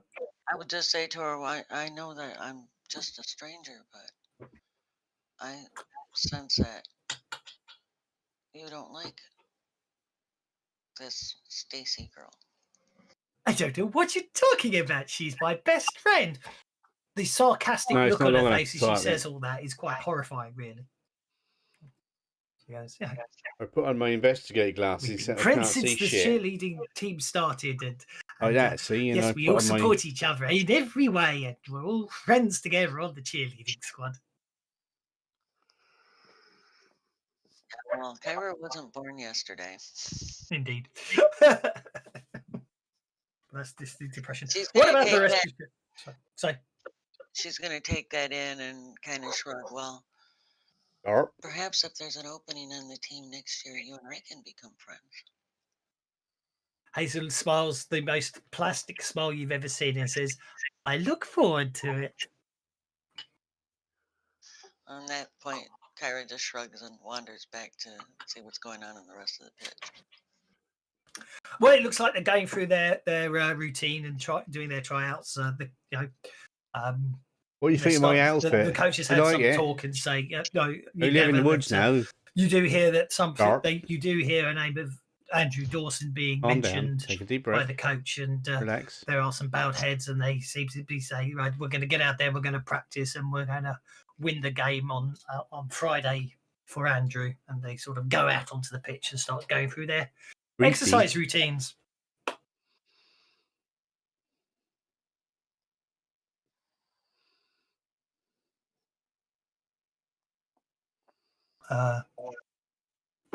So anyway, as I say, the investigation. Yeah, the investigation. They're playing their stuff, and I assume it. Patrick, was you taking his time? Yeah, I forgot about dog. Graham wants to walk up to the coach and Saxfordshire CID. I need to speak with what was the kid's name that the player doesn't remember, but I'm sure Graham does. Jason Desmond? Yes. I need to speak with Jason Desmond. Well, okay, we'll just finish this play and we'll call him over. Thank you.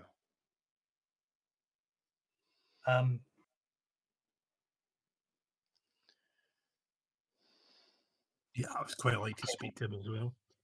Yeah, I'll step back and try and text Patrick. Hey, I'm going to try and pull Desmond out before the cops get here. You want to come and talk to him?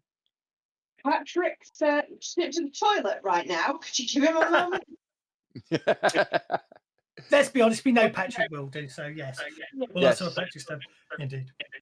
Okay. So, what about the rest of you, Reg and Ray and Dave? Well, I'm not going to be hanging outside of school. You know, I'll walk past. 10 to 7 minutes to 4. Yeah. Well, the strange thing about it is, because again, narrative causality, all that, people, members of the public are allowed to sit on the bleachers and watch the students training. Is sort of, I don't know why that's allowed when everything else isn't, but it gives you an excuse to be there if nothing else. I'll go and stand by a tree then and watch you. Yeah, exactly. Can I talk to Stacey? You could certainly give it a try. Well, they are practicing a routine down below, so yes, you can. Though. I'll wait until. Sorry, Stacey rushed off. Talked to the coach and then rushed off back towards the school. She's somewhere in the school at the moment. Oh, right. Okay, just a minute then. Okay. Well, I'm going to say Patrick and Graham, you were able to get Jason off to one side, and you'll be talking to him. The rest of you, can I have notice checks, please? Assuming you're in any vicinity of the school. If any of you have sound-based hindrances, just remind me, because I can never remember. Because it's a sound-based notice check. Do I hear the goblins approaching? So what happened? What you do here? Basically, all of a sudden, what you do here is a girl screaming and crying and going, "Help! Help! Oh gosh! Help! Help!" Say, Graham and Run Patrick towards it to find out. Graham, Yeah, I'm going to run towards it Graham as and well. Patrick are obviously off talking to Jason at the moment. Run towards the Run scream. towards the scream. Okay, run towards the scream. Yep. As you run That towards the screen, sounds what like a you job for find me. is I pull out you my as you equipment, my get camera, closer, and you run see a there. hysterical teenage girl in school uniform, and absolutely horrified in abject terror, and really upset, crying her eyes out. As you can, as you come around the corner, you can see she's just basically Stacy Strong is lying on the floor in a pool of blood. I hold my microphone into her face and ask her, "Why did you do it?" From it would appear that she'd gone back to the school to get it appears that she went back to the school to get a pair of scissors, and she was running back to the pitch. And it looks like, well, all you can work out from what the girl would say through the crying is she tripped and landed on the scissors. Tripped and killed herself with scissors. Another freak accident. Can I perform first aid? You can endeavour to do so. Please please try. No, I'm afraid she's gone. She's dead. You get down there, try and feel for a pulse.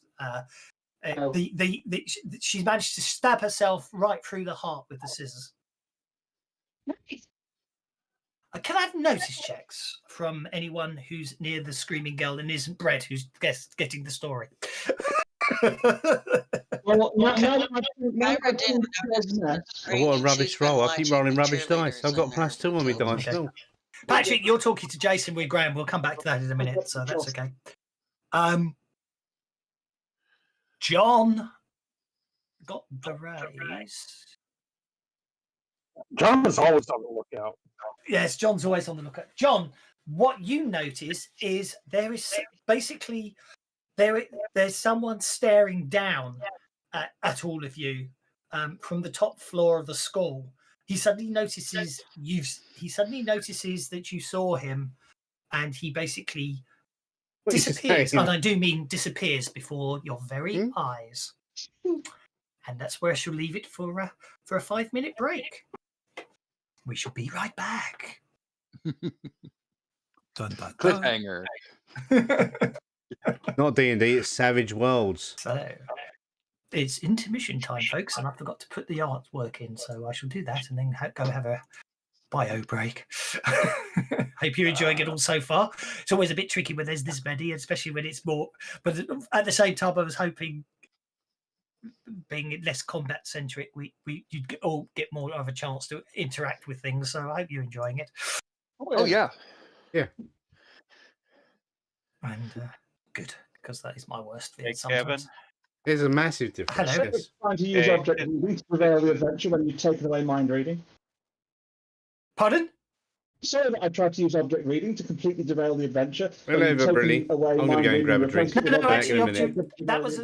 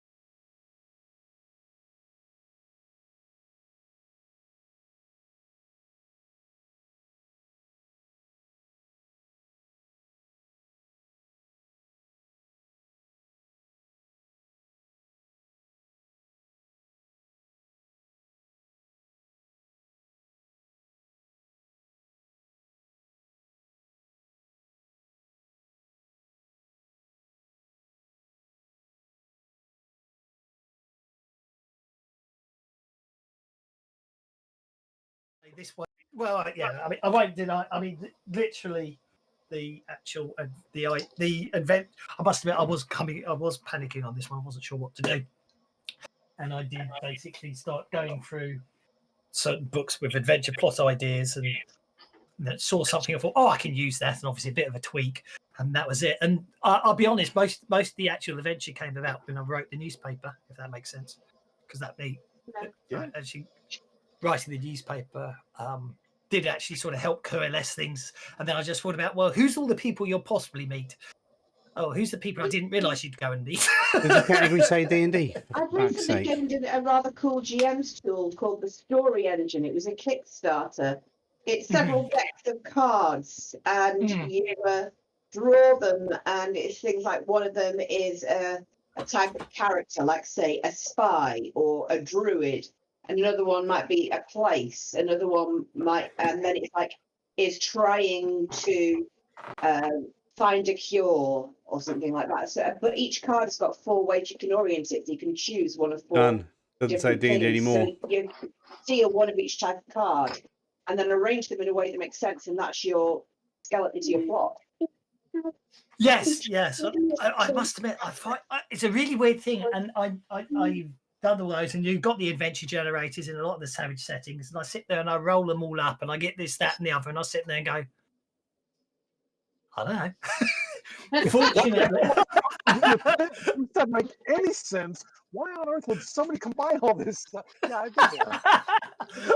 get but fortunately, going back to playing Dungeons and Dragons at school in lunch breaks, fortunately, that's when I realised that 9 times out of 10, I can just cobble something together on the fly with just enough. If I've got an idea somewhere, or a player will say something that's just enough to run with, if that makes sense.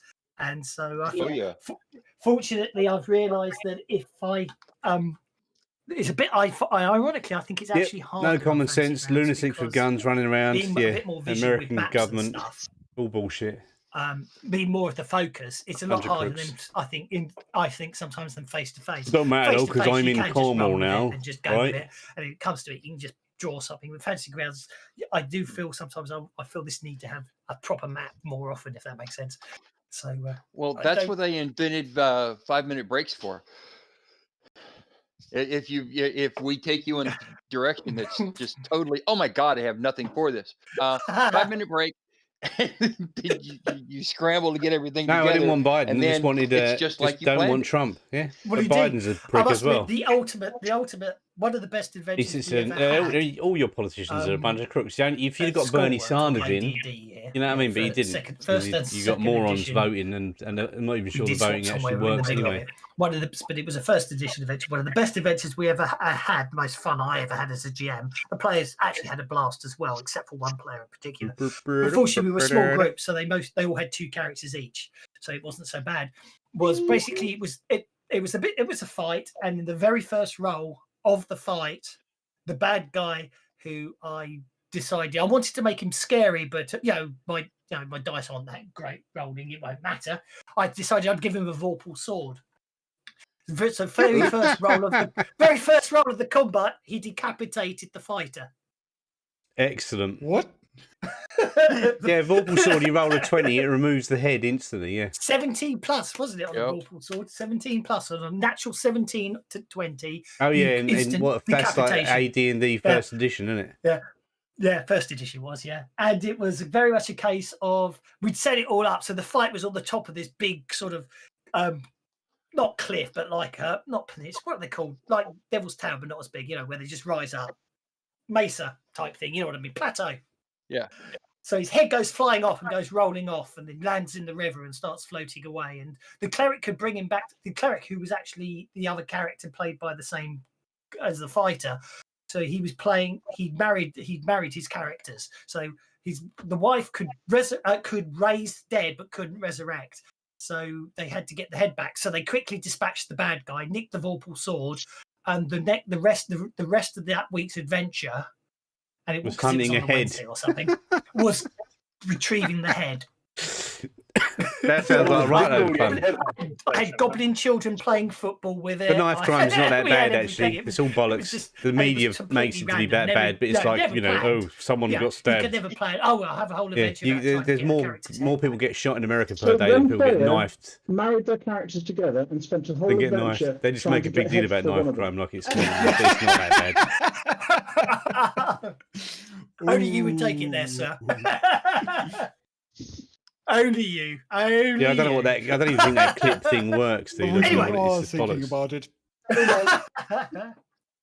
The only other one, quick sidetrack again, but I didn't run this one. But this guy was GMing, and he was running two groups in the same campaign world at the same time, and they were competing adventurer groups. So Yeah, sometimes our British they'd media go is as bad, quest or and the not other as not as group bad as got there yours, but first, so almost. things like that. Not quite Fox So, News, one but I group think Fox decided News to did start try a to room buy with up the head of something, Vecna, and they got because blocked. you obviously got the hand of Vecna and the eye of Vecna. They started laying out rumours about the head of Vecna, this really powerful artifact. And so basically, the other party kept picking up on these rumours, and eventually the other lot got ahead, set All up bullshit. a dungeon with traps and everything, not hard, but enough to be a risk. And the Somehow thing put is, some monsters in it and let it all to this finding Oh, the it's head not of worth it. Vecna. Not And worth obviously, talking being about an AD&D artifacts, never when you cast detect magic, didn't give off magic because it was just a decapitated head. And so the other party followed all the clues, fought their way through the dungeon. that defeated always the helps. Yeah, monsters, that's a and real found way the of getting head of yourself Vecna. informed about They stuff. then proceeded to, as the Yeah. party proceeded to argue over whose head got cut off, because obviously you had to, with the hand of Vecna, you had to cut the hand off and attach the hand. It would magically attach, and you got all the powers. So they started arguing over whose head they'd cut off to use the head of Vecna, and eventually, apparently, the fighter with his vorpal sword decapitated himself. Excellent. And that's when they. And then Vecna took over. No, and that's when they found out the other party had been playing a prank. It was just a severed head. Oh, brilliant! Now you see, I'd have double bluffed the other party as the GM in that because they've created this belief that the head of Vecna was real, it really did have powers. Well, yes, but I don't think he was that cruel. Right. Okay. Previously on. So, Graham and Patrick, you have managed to get Jason away from the pitch and taken him off to one side to have a chat with him. This is a cool feature. And this is obviously before Mini everyone sheet. else goes running off after the scream. Now, Jason is the guy that's just become the quarterback, isn't he? He is. The one the police are going to come and arrest in 15 minutes. Yes. All right, Jason. I am DCI Moore. This is DS James, and he's got some questions for you. So you go ahead and answer correctly, and without any balderall, and we might be able to keep you out of jail. Patrick raised an eye at Graham and says, DS James? Really?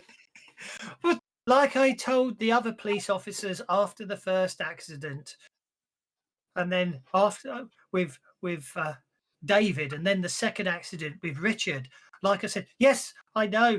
I have no locations for where I was at the time. I was at home on my own. I've got no one who can say where I was. I've got no alibis. And again, with the latest Well, with Andrew, dogs tell the truth. Again, I mean, it was Sunday. Well, it was. Sorry, not Andrew. I've lost. What's wrong with this planet? Here now. Humans. Yeah, on Saturday They're afternoon. all full of shit. I know it's Saturday afternoon. I know we're all meant to be out with friends, but I was at home writing up my English essay. Patrick And will no, reach my out- whole family were out. Patrick What will grade reach did out you get on it? and tap him on the shoulder gently and say, look, kid, in spite of what he says, we ain't the police. I don't think you can really keep just that. You know what? I Confused believe you. and upset. Yeah, I thought so. You know what? It must be really hard on you. Everyone's saying that you're the one that benefits from all of this, and I guess they're right, but that doesn't make you guilty. Tell me, I know you're on the team with them, but it must have been hard to lose your friends. How are you feeling, kid? Well, that's the problem. That's why everybody thinks they weren't my friends. They bullied us. They used to bully us when we were all younger. I hate them, really, and that's the problem. I'm not glad they're dead, but they were never my friends. We were just on the team together. What do you mean, us? Well, the they're four of bullied- them. The four of them: Andrew, Richard, Stacy, and David. They bullied us all the way through. Carlton, Stacey's the one who's just fallen on a knife, isn't she? Pardon? The Stacey, the one who just stabbed herself. Yeah, she's the She one that hasn't, killed she Hazel. hasn't yet. Oh, right. She's the one that Hazel hated. We're time traveling here. And that Stacey was the hardest because, well, actually, Stacey was the hardest because we met at 13 and away from the others, she was fine and we got on and I really liked her. But you know, when she was with the other three, she changed. She changed and she was just as cruel as the others. In some ways, she was crueler. But then, obviously, the school, we all moved to this new school. It only opened a couple of years back, and we were all 15 and 16, and they set up they had the American football team, and that was so cool. And we all joined up, and everyone and Stacey changed. She really got involved with the football and everything else. But the other three, they were still mean. I mean, they were to use that phrase, they were the jocks. The whole school loved them. They knew it, and they had the power. And the teachers had turned a blind eye, and when they could get away with it, they'd still muscle the young people. I didn't like that. Who did they muscle the most? Anyone who was not on the team, it was easy prey for them. But anyone who was smarter or cleverer than them. Hey, kid, you said they bullied us. Now, you're not a Geordie, so who else do you mean? Sorry, I didn't catch that one. I'm trying to find out. When he said they bullied us, he's not a Scouser, he's not a Geordie, so he's not using us to mean me. So when he says us, who else were they bullying? Well, like he said, any of us, all of those that were basically that were academically inclined, you know, that they're just the jock types, and I myself and anyone else anyone who's in the better maths classes or the English classes or history, and anyone who basically they knew they could make us do their homework for us, they bully us into doing it. So it depended on the subject, and it also depended on the school. Students come, students go. It's just whoever they needed that time, they bully. When they were younger, they'd take our dinner money. You've got to be hard to be sorry that someone like that has gone. But like I say, I'm not happy they're dead, but I don't feel pity for them. But but I'm not. I've got no alibis, and at that point you hear a scream in the distance. Oh, jolly, another one. That's going to be one hell of a story. Word of advice, kid. When the cops take you in for questioning again, tell the truth. And then Patrick says, "Come on, dog." And we'll run as quickly as dog can towards the screen.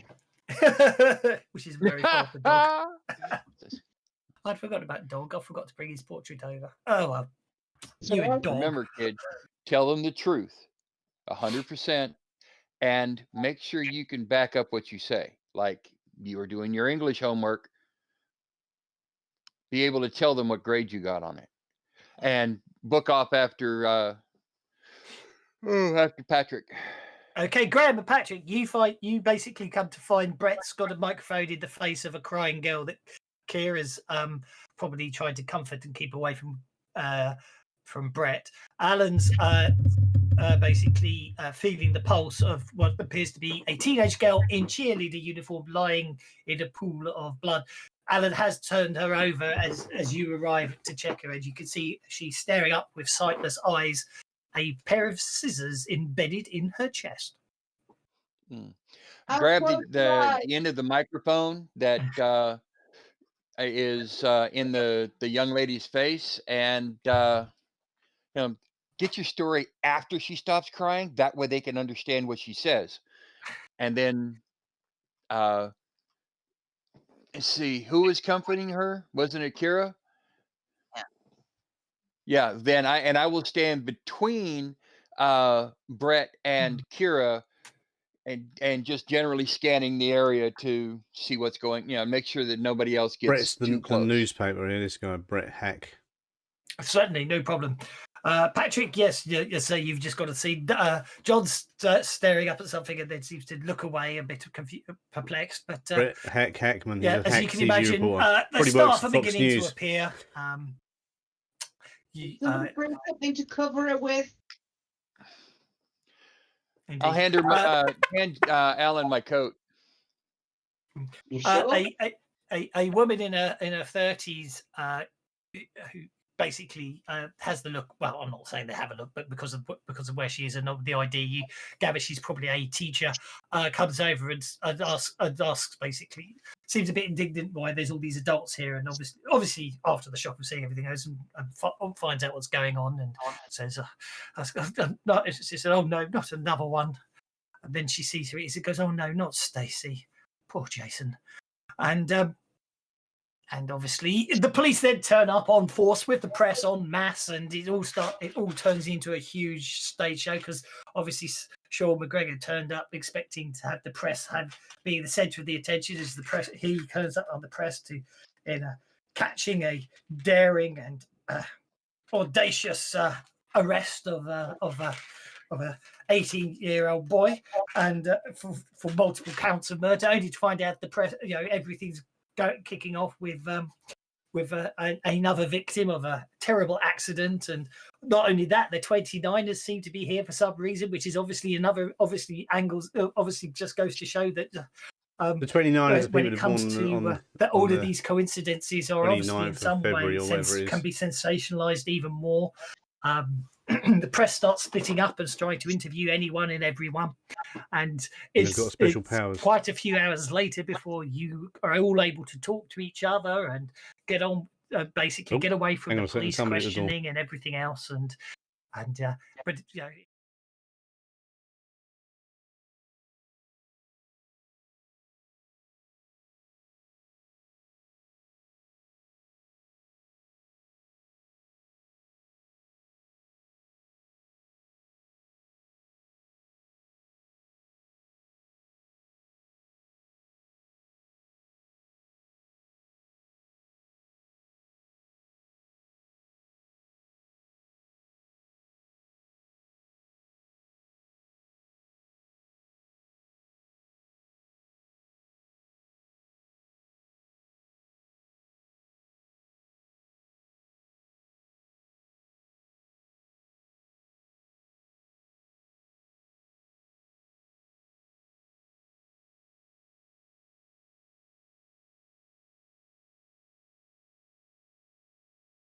An extra jacket out of my out of the trunk of my car and straighten up.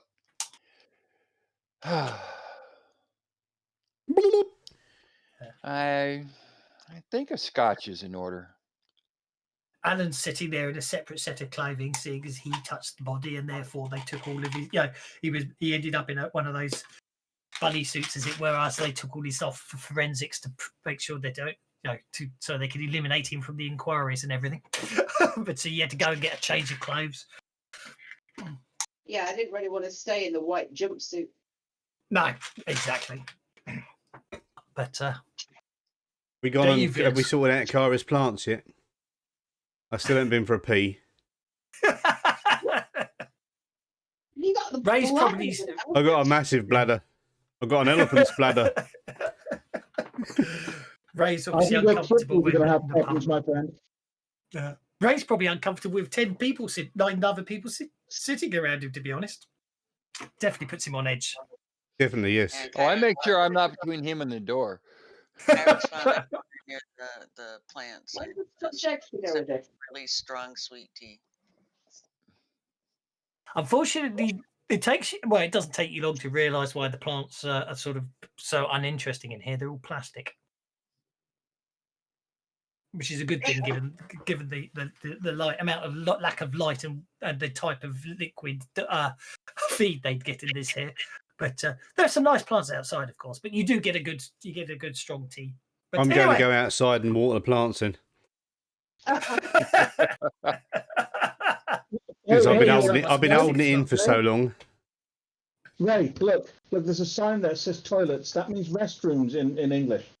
No, but he's correct. The human urine has a powerful nutrients in it that's actually quite good for the plants. Yep. Yarp. I'm sure his count. That's like somebody's taking the piss. Somebody's delivering the piss.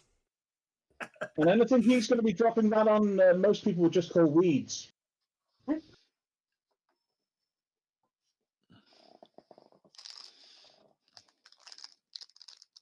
Wow. Chirp, chirp.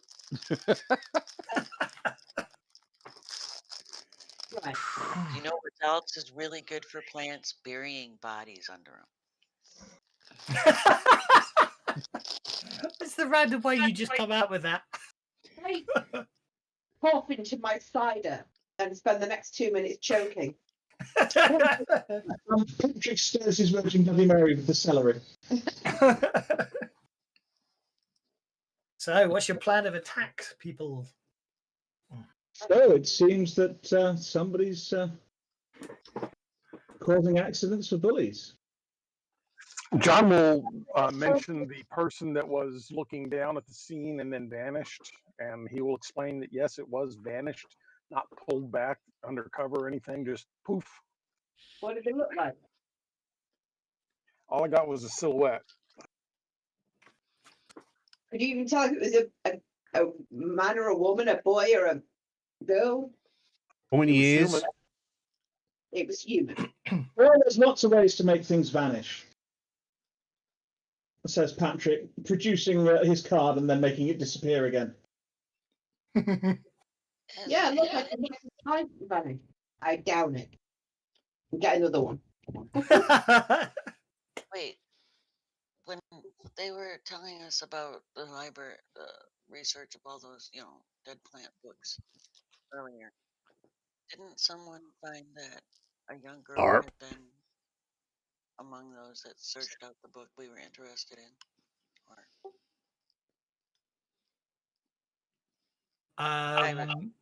Kyra's mind wanders on a different plane. No, but the person that gets the books out is Maisie Lincoln, the library assistant. Yeah, Maisie Lincoln, the library assistant. Is she a student and just part-timing at the library? You can find that out.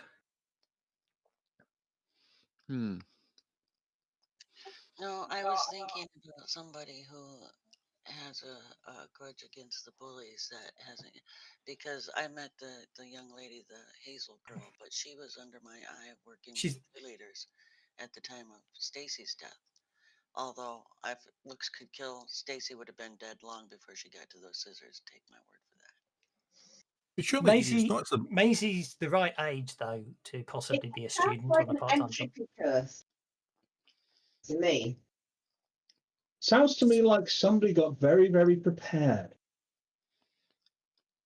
If anything looks like magic, it's probably just somebody that's insanely prepared and has got things put in place ahead of time. That makes people run with scissors, fall over and stab themselves in the heart. Well, Hoyle did write about probability, I guess. Is there not a theme of intense emotion running through this? It's somebody that's in an emotional state, that wishing harm on somebody that happens to by potluck come true. Saying poltergeist, teenage angst causing strange shit to happen, or the not unheard of. Lovers in a restaurant on the 14th. Were any of those couples in any way connected to these kids? That's what had something Kyra had asked about earlier. You're all forgetting something here. This was these deaths at the this poisoning at the restaurant happened on the most romantic day of the year, and students are notoriously all into that romance, weird stuff. So, okay, let's go through this. So, To find out if Maisie Lincoln's got any link to the school, you'll have to do a bit of research to get hold of the people who'd made appointments at the restaurant and everything else. You'll either need to get hold of the bookings book, which is currently here with the health and safety people, or Graham did find a computer at the restaurant still sat there. Yeah, I can't get into it. Online bookings. Maybe John can sort that out. Let's look at that. Okay, so those are those two. There was another one I've just managed to forget while I was making pointers there. Sorry. But again, actually, from another point of perspective, obviously, if what John said is true and someone did literally disappear from a room in the school, then someone may need to go up there and touch things and see what happened. I'll tell him that when he comes back from comforting the boy. Sorry? I'll tell him that when he comes back from comforting Ray. Yes. So he gets it in CCTV clarity. I'm not sure if there are any other threads you want to follow up, but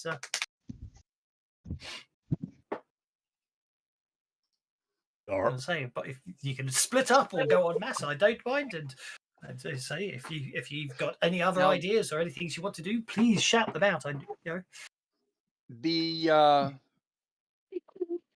The book is not actually being held in the police station. It's being held at health and safety. Yes, yeah, because it's not at the moment. It's not a criminal investigation as such. It's a health and safety food safety standard officials. Okay, I could probably get in. I can probably go and talk to them. Yes, indeed. Yes. Then, slightly after the office closes, I'll go and visit them. Is there anyone you want to take with you for assistance, or do you think you're better on your own? I'm probably better doing this on my own. Okie doke. No problem at all. Okay, so we're going to have Graham heading off to the basically Saxfordshire Council Office's Food and Safety Department. What about the rest of you? Yes, the blue one is guiding. Sorry, guys. It's okay. What about? So obviously, I'm going to go and check on me rabbit traps and come back in an hour or so. Okie dokie. See, And of course, Kira's wrestling with something in the back of her mind, something that she'd heard somewhere at some point in time regarding the ability to use emotions to facilitate powers. And she doesn't discount possibility of magic quickly like Patrick does.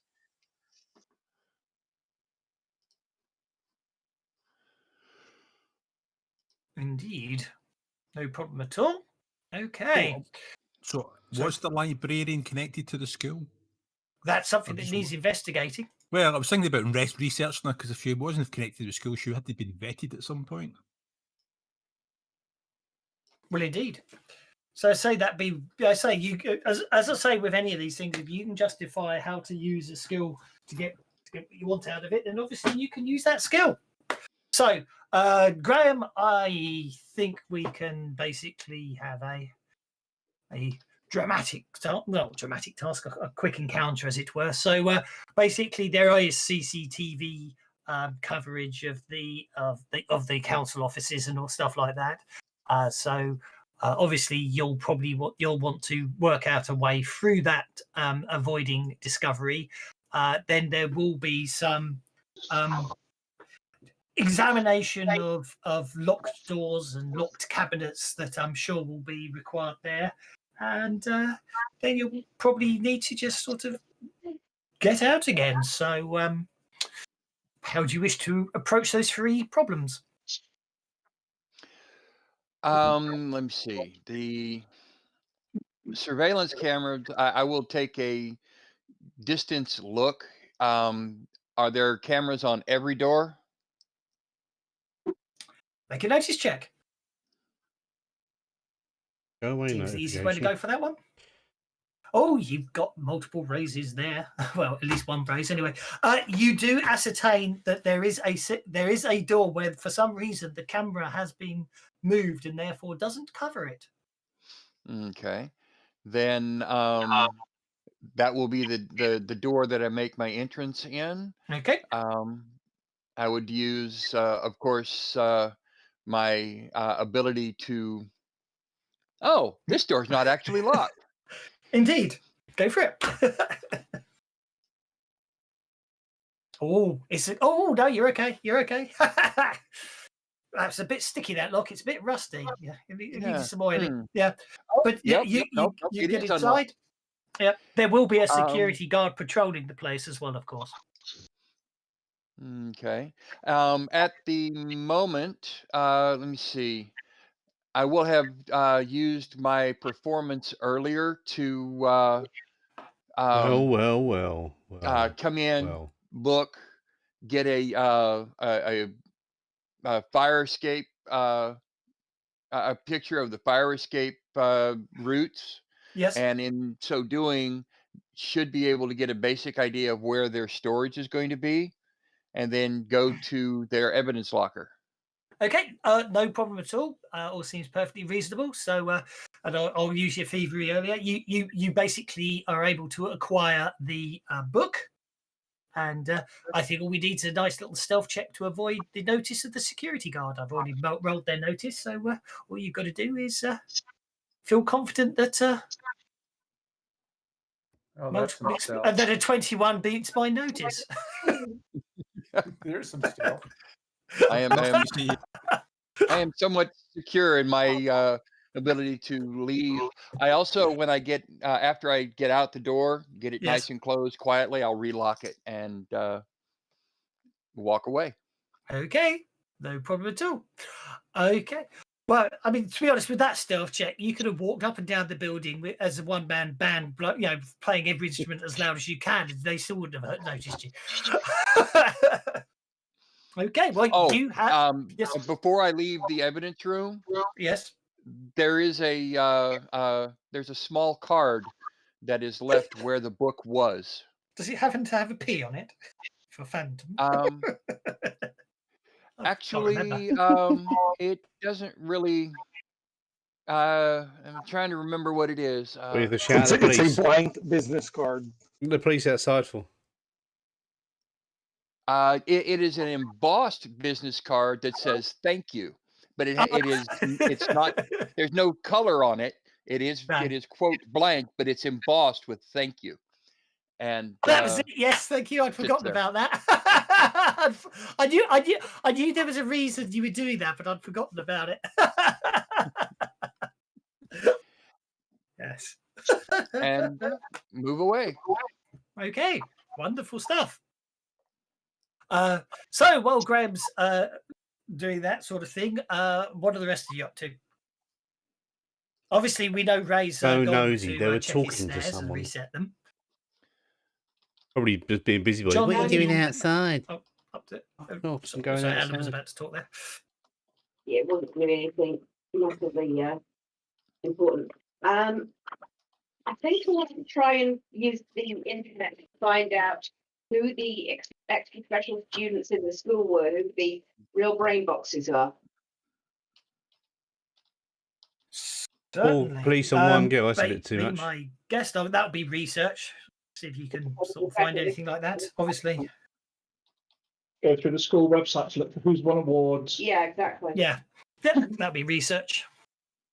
See if there's any after-school clubs as well.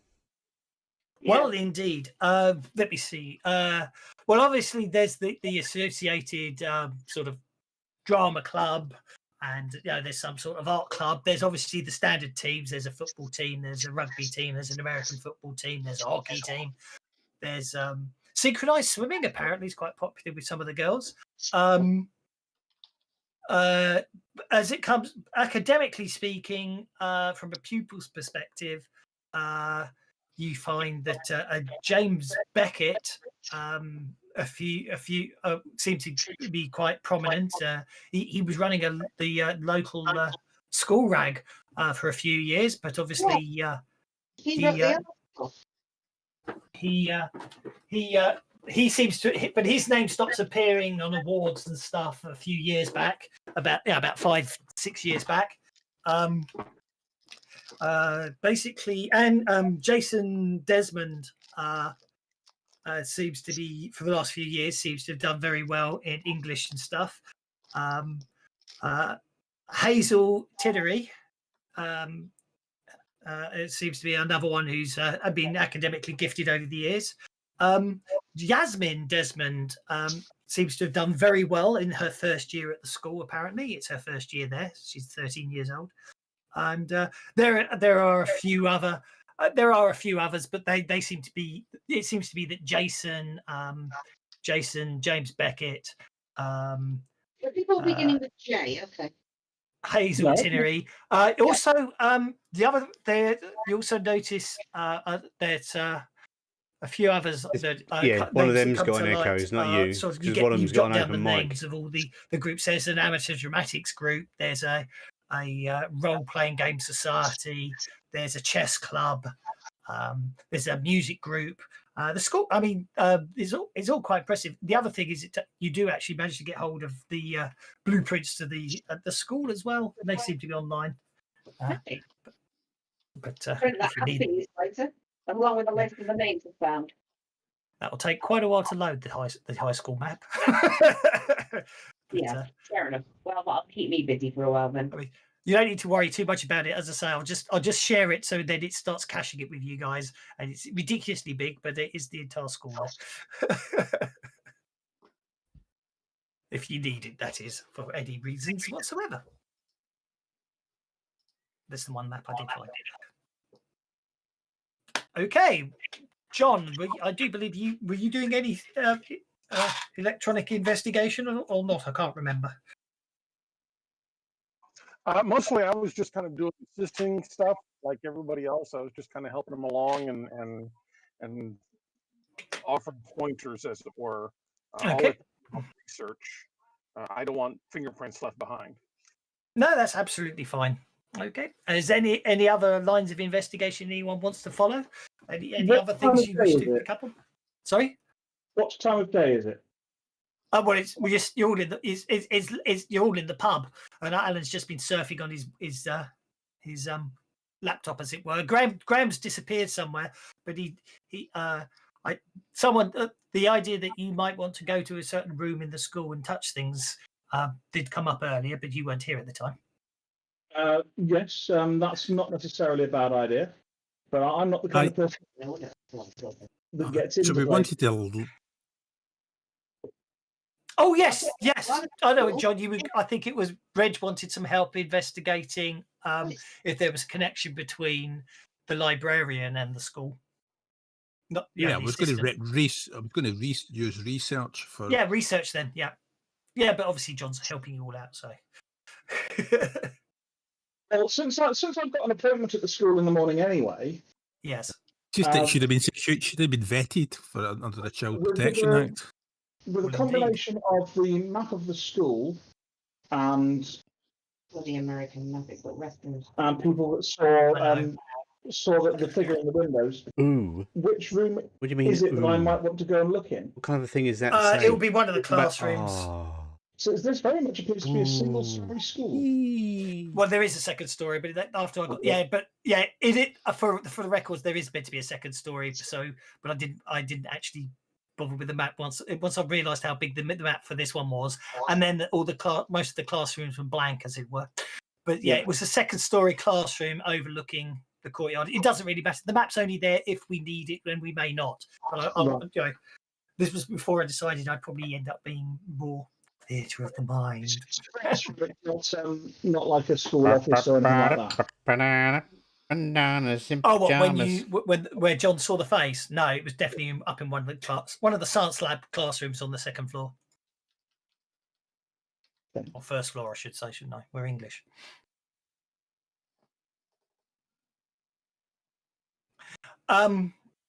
Yes, research, Greg. Oh, Reg, you did a very good research there. Well, actually, yes. I've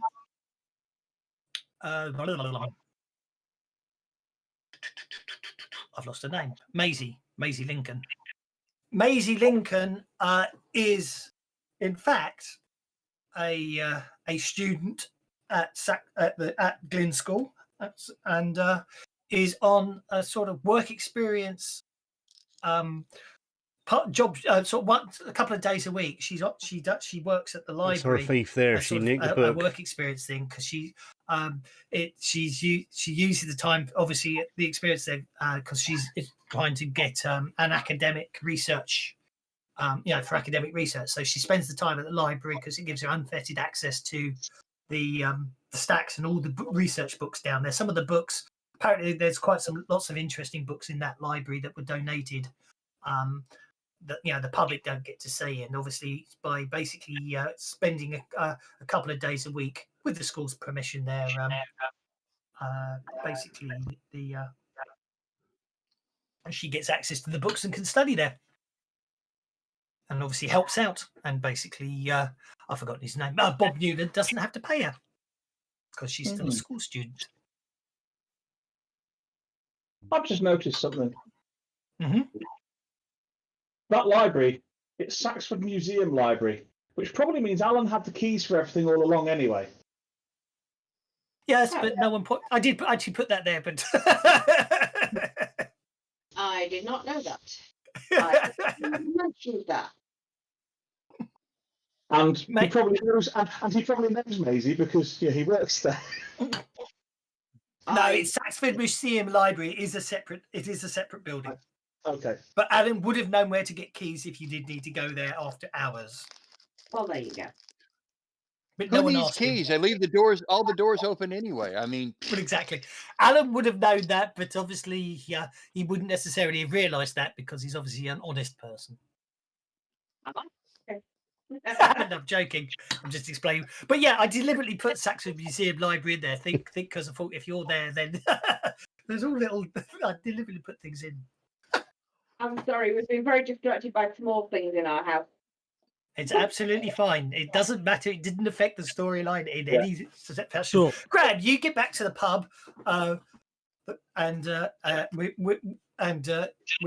with your book. okay. Oh, hi guys. Hey, I found this. He was just laying in the street. So what is it? The registration book or the reservation book for the restaurant. Yes, Actually, it give us seems the to be a leather-bound book. It says dinner side on the cover. Can I take a look at that? Absolutely. I will take hold of it, and I will press my lips and think. Oh no, I don't need a name. I'll put it in the book. Dan Dallas. Okay, but obviously it wouldn't necessarily be Dan Dallas who's This guy's got psychic powers. Are you focusing on anything in particular? Yeah, I'm just running back to the 14th of February and having a look around the room because I can see events that occurred within 10 yards of that book. Damn. You would have to lean on it to sign it, surely. Exactly. Most people put their Okay. hands on something to steady themselves. I'll probably cover anyone that was seated in the restaurant. So I'm just going to look around and see if I recognise anyone. You probably recognise a few people from your shows and stuff, and people in the audience and everything. However, you do notice, if after looking around and not seeing anything, is in the mirror behind the where the reception stands, behind the bar. It reflects back out onto.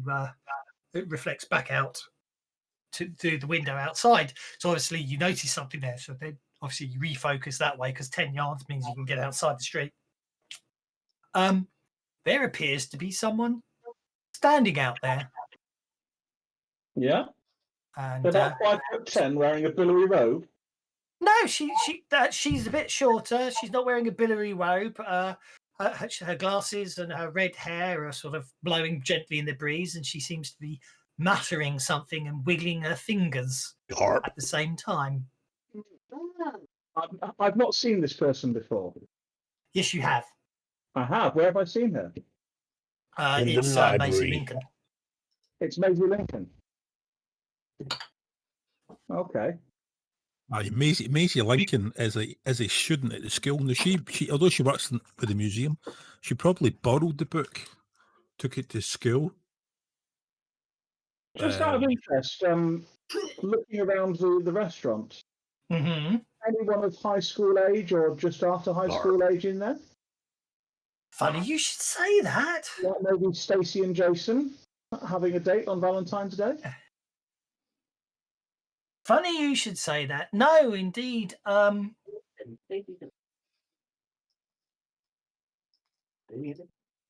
no, indeed. You could see there seems to be a couple of couples in there. Stacey and Jason aren't in there.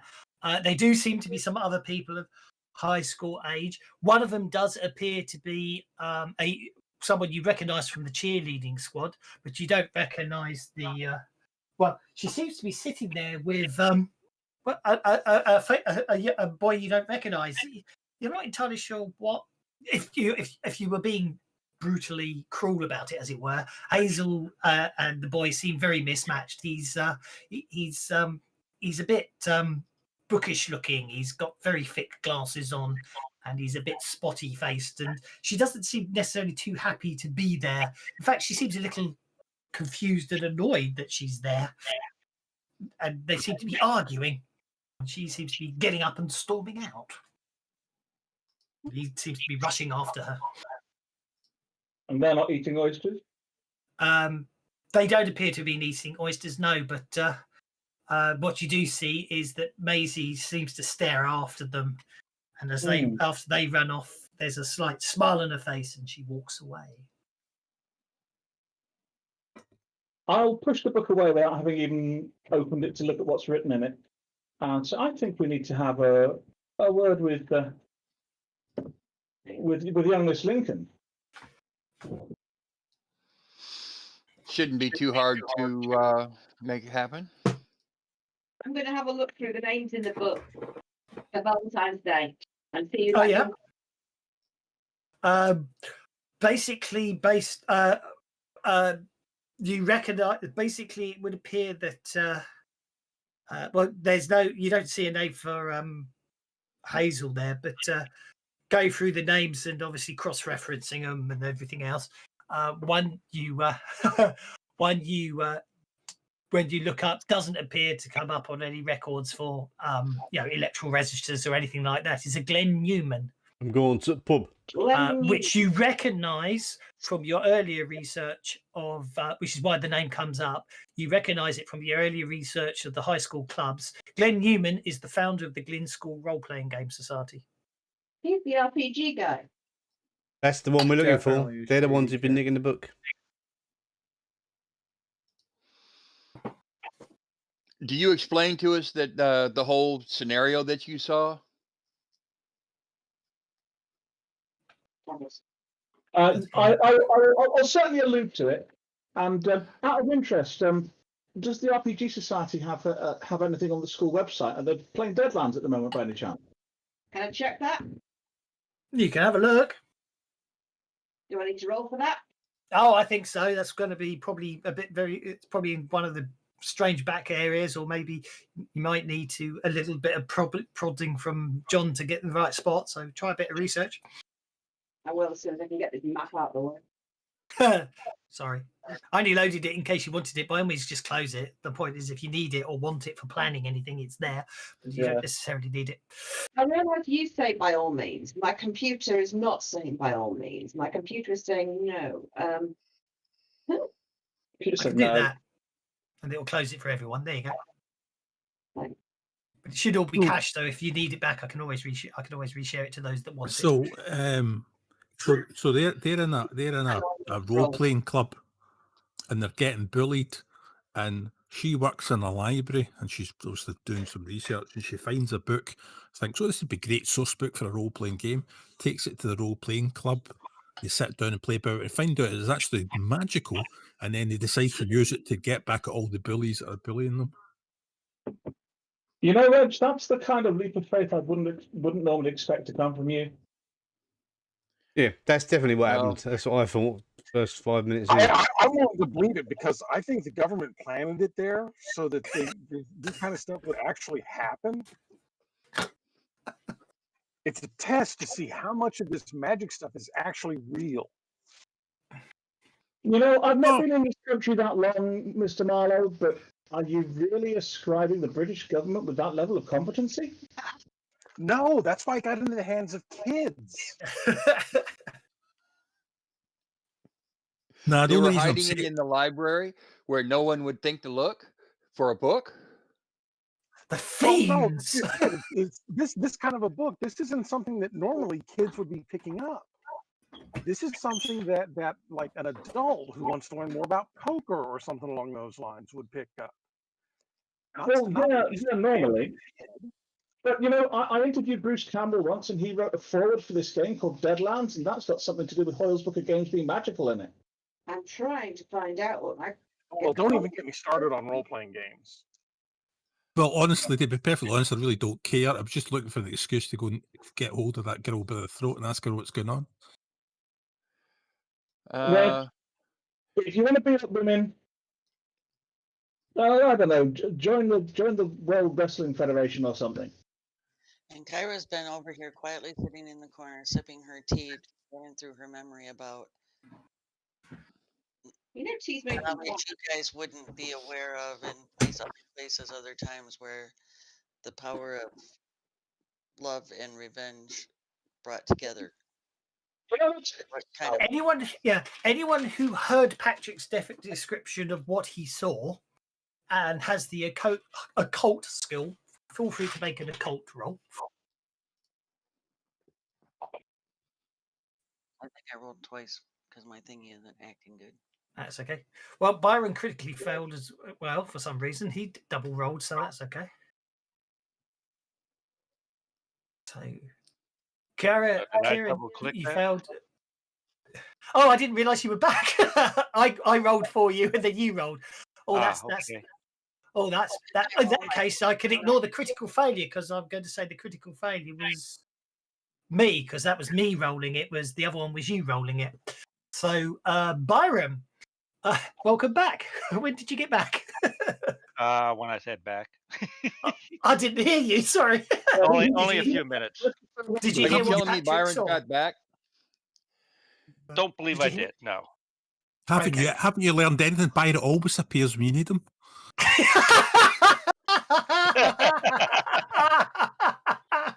Very much so, he did, and that is perfect. In fact, I'm going to have to give Byron a Benny. I'm giving you a Benny for pointing it out, but I'm definitely going to have to give Byron a Benny for turning up just when the occult roll was needed.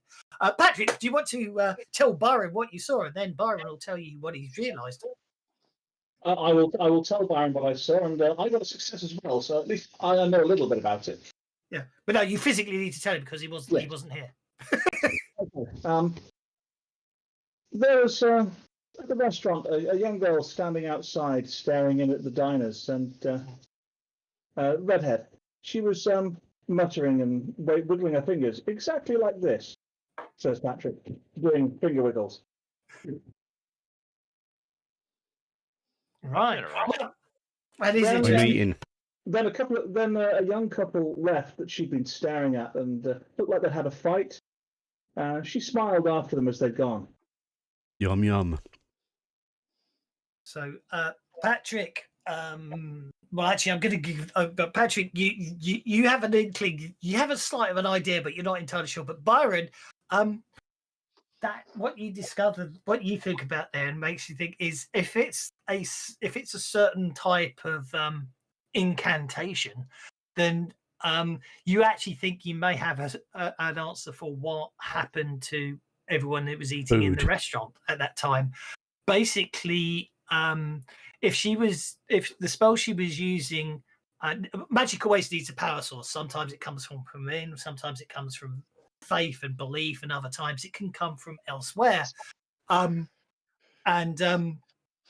Kira's obviously was slightly distracted by this. It could well be that basically to power the spell that this girl was supposedly casting, it was probably taking energy, which may explain why the plants in all the restaurant were run rather unnaturally withered, and obviously helped by your sunlight, your sunlight earlier, and Kira looking after them. Likewise, it could well have basically leached all the goodness from the food, leaving something that basically would react badly to the human body. It may well be possible she doesn't realize she's doing it, but if she tries to draw enough power for a powerful enough spell, then it would possibly end up leeching life force.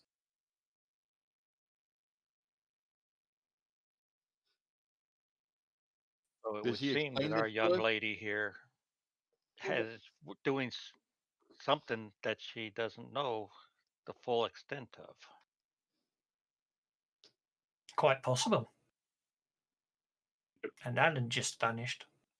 Well, it's as I said I'm earlier. trying to get my computer to respond to me. That map totally crashed Fantasy Grounds. Yeah, I'm not surprised. It was big. Sorry about that. The intersection of love and revenge creates a powerful force, and it could be very well that she simply tapped into that. Either that, or she watched The Craft too many times when she was a little bit younger. I've not seen that. There's a possibility. You totally need to watch that as a GM. Good source material. Okay.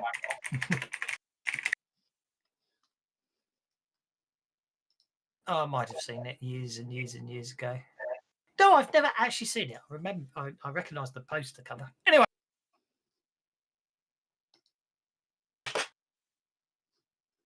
So there we go.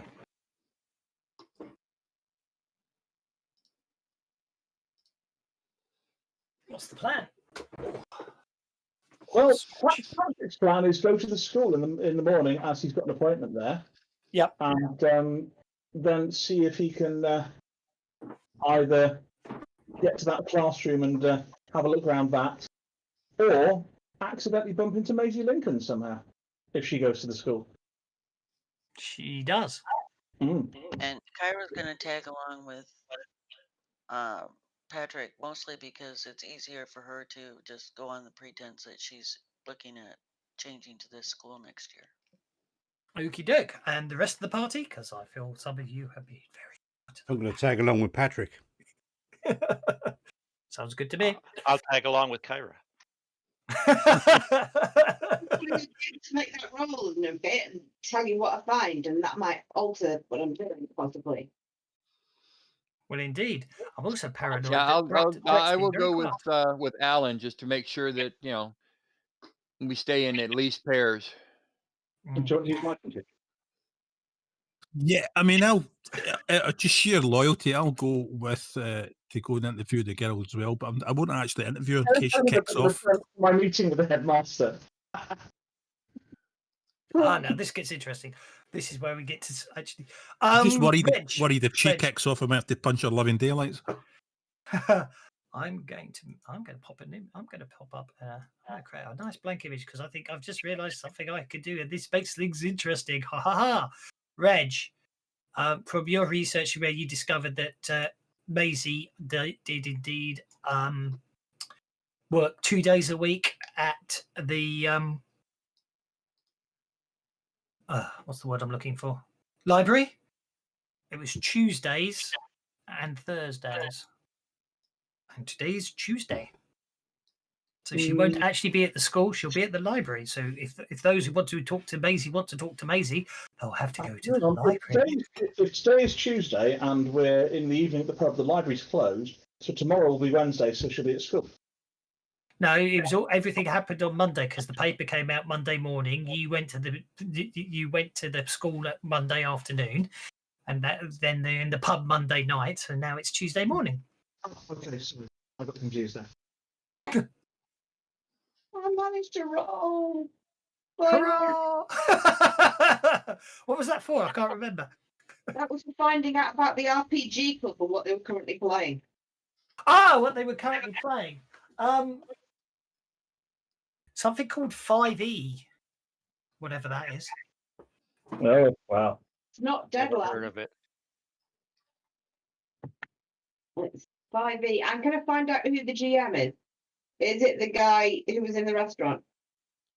Glenn Newman, the founder of the Role Playing Game Society, is also the primary dungeon master, whatever that is. Okay.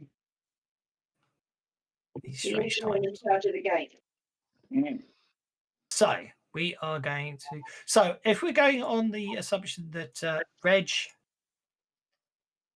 Here we go. So we're going on the assumption that Reg is going to talk to Maisie, and Patrick is going to the school, and Kira's going with Patrick. I don't necessarily want to talk to him. I was hoping somebody else was. I just wanted to be there in case you kicked off. Oh, I just found an excuse to split the party. So, so I'm just going to put everyone else down here. So, because I'm tagging along with Patrick as well. And that's Dave, isn't it? No, that's Ray. Ray. Sorry. Yeah. Yeah. You go into the library because you might be able to get keys. Yeah, I'll do the library thing because I might be able to get the keys for that. Okay, so it's Ray and Alan going to the library so far. Who am I missing? Alan, I Kira keep was... telling you, you don't need keys. They never lock these doors. So I've heard. So that's Patrick, Kira, thing. No, Graham. It's Graham. And where's Brett? Where's Brett? When I say where's Brett, I can see him up there, but I don't want to take somebody who went. Oh, I should. Oh, I don't know what I'm doing these. I need all I had to do is drag you from the combat tracker. 1, 2, 3, 4, 5, 6, 7, 8, 9, 10. So Dave, John, Graham, and Brett appear to be could be a third contingent rating in reserve. It would appear. Yeah. Basically, John is going to set up kind of a listening post to kind of keep an eye on where everybody is and what all's going on, so that when it goes south, he'll be able to know where he is needed. Okie dokie. Brett, Graham, Dave.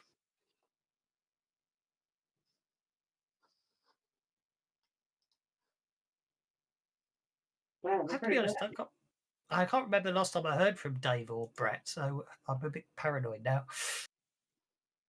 I think they've gone. I believe I was going with Alan. Yeah. You said they didn't need keys. I think we lost Dave and Brett. I think they vanished. That might be why they've been so very quiet. Yes. Dave's here. I got paranoid. Especially when you played with Tommy for a while, you get paranoid when he doesn't make any noise. And he's been I haven't heard him silent for an hour. ages. Yeah. I was listening to him last night on net when he was playing his goblin, the funny voice. Yes. Yeah. That's why he's obsessed by goblins. Tommy's Indeed. normally a lot more vocal than this. But he also does occasionally fall asleep on his keyboard. He does occasionally fall asleep on his keyboard. So No, we'll I assume used to that play World of Warcraft with a guy like that. Yeah. In the middle of a raid, he would pass out. Yeah. Okay, so we'll say Brett and Dave and John are the reserve backup team. Okay. Sounds good. Now, what I am going to do is, for no apparent reason whatsoever, because I don't think we'll ever get to anything violent today, but just in case, I've got my heavy coat on. I'll swap you guys out with Combat tracker ones. Not that for any reason whatsoever we'll need them, because obviously, you know. Yeah. I'm not planning on any combat. Besides, anyway, this is where I also thought it'd be interesting to set up an ethical dilemma where basically the potential bad guys are children, teenagers. I don't think that's going to stop Reg. No. But it may make some of us want to stop Reg. It does kind of ask the question of, how many kids have you killed, Dave? Oh. A gentleman doesn't ask such questions of a soldier. Byron's not a gentleman. What, like Okay. So let's well, it's 5 o'clock. Let's head to the school. I think we could. No, actually, let's go to the library first. Actually, I think that could be more interesting. Sorry. So basically, Alan, are you picking up the keys on the way to the library? Yes, I will. Even though Graham insists that you don't need them. I will pick up the keys because then it's legitimate. Fair enough. Yes, good call. Okay, so you get yourselves to the library. Are you in uniform today? Yeah, why not? I assumed that before you were off duty, as it were, but knowing now what you know, you're going to be. I think being in uniform gives you an air of legitimacy as well, doesn't it? So you get into the library. Bob Newland. No, he's just showed. He's split the party up. Doesn't bat an eyelid at someone basically Seems like in some people are AFK. Saxford Museum uniform, sort of walking through the library. And even when you just walk up to the back door of the stacks, he ignores you. You're just a low-level employee and therefore not worth worrying about. Obviously, doing the fact you're escorting two other people means obviously someone more important that he's possibly on par with, and therefore can socially engage with is obviously sent you there, so he's not going to worry about it. Excellent. And you head down. You basically unlock the back area and head down from the research section into the stacks below. Excellent. Have a look, see what we can find. It's very quiet down there. But all you can hear is the slight tap tap of someone on a computer keyboard. Okay. Well, my curiosity wants to know who that is, so I'm going to find that out. As you walk around the corner, you can see it's basically a red-headed girl. She's just sitting there. Seems to be. She's got a few books open in front of her, and she seems to be typing away on the keyboard.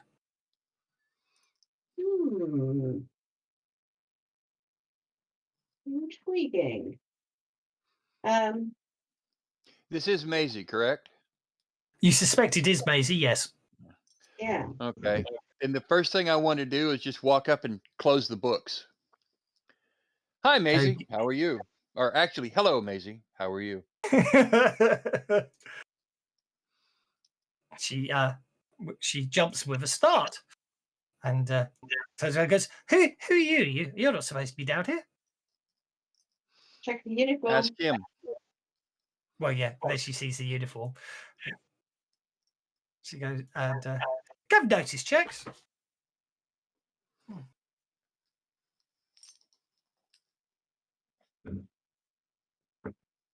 Oh wow! Look at that! You guys are on fire. The thing she seems to be typing up seems to be some sort of doctoral thesis on basically chemistry and chemical formulas, and the books that Graham shut up do appear to be sort of chemical manuscripts. One of them even appears to be alchemy, and it seems to be she's doing something about the sort of how alchemy transformed into modern chemistry and stuff like that. But what you do notice as she sees you appear and desperately tries to close it, close the other tab behind it, does appear to be photocopies of photocopied pages of interesting mathematical formulae and scribbled notes over the top, and basically her scribbles over the top does appear to you are able to notice the words magically influence the mind as she closes it, and then she turns and notices your uniform added and smiles sweetly, goes, Do I have Mr. an Sanford. I opportunity didn't recognize to you. prevent her from that? She literally just closed a window on her desktop. Okay. That was all. It's just it's just on her desktop. She literally she just closes it, and that's what you briefly see as she closes it. She goes, Mr. Sanford, I haven't seen you you're not sure how she knows your name, but because you don't ever recall. So he goes, it's unusual to find you away from the museum. How can I help you and these gentlemen with you? Oh, we're just I'm just giving them the tour of the facility. My jobs do extend outside the museum sometimes, How are you doing, Maisie? It'll be pretty hard with what happened to Stacy. I want to see her reaction.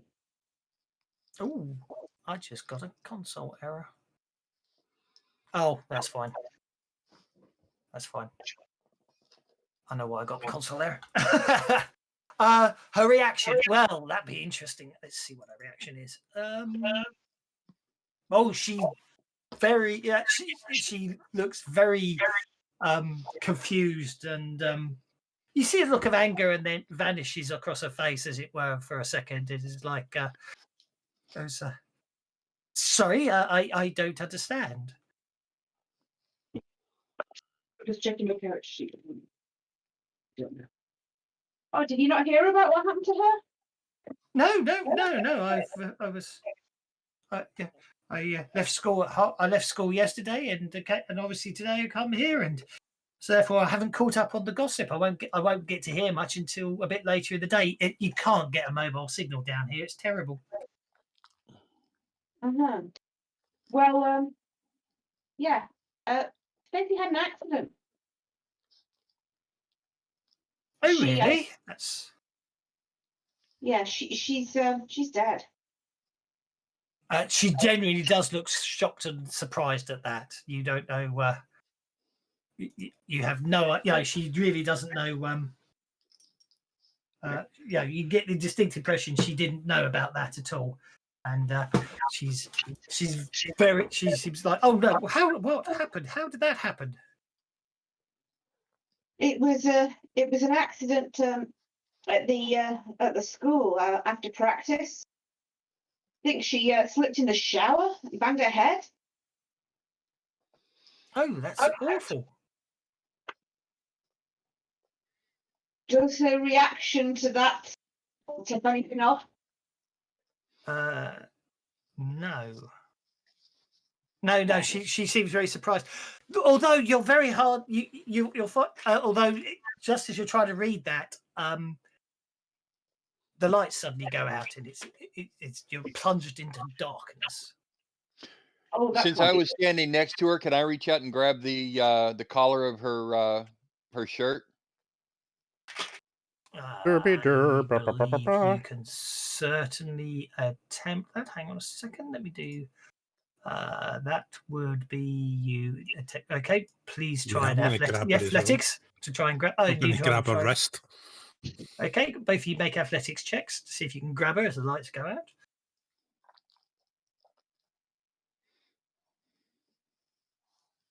Yep, you most certainly do manage to grab hold of her, Graham. And I think Reg mate will as well, actually. Yeah. Yeah, okay. I think she's well and truly grappled, isn't she? I'm going to use my flashlight to illuminate the room. Okay, I'm I'll going to pull say mine out of my pocket as well. Okay, I'm going to say you're going to make Maisie distracted and vulnerable. Then she cries out in shock as you both nab her, and Alan, you turn your light on. Maisie cries out in shock as you both grab her, and although she's distracted and bound, now less subtle than she was underneath the table, starts muttering and wiggling her fingers. Blackjack. Oh, sorry. I have a blackjack. Yes.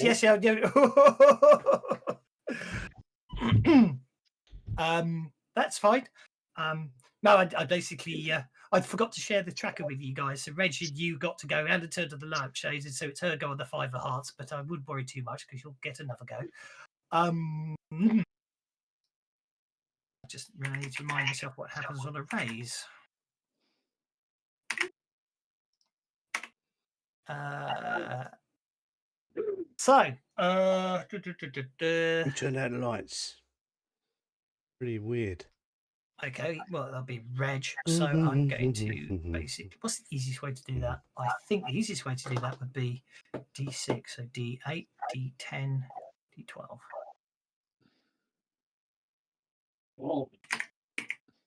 Strength plus 3 dice is the easiest way to do that. Under combat. Oh, why is it? Oh, maybe because I didn't build one. Sorry, guys. All right.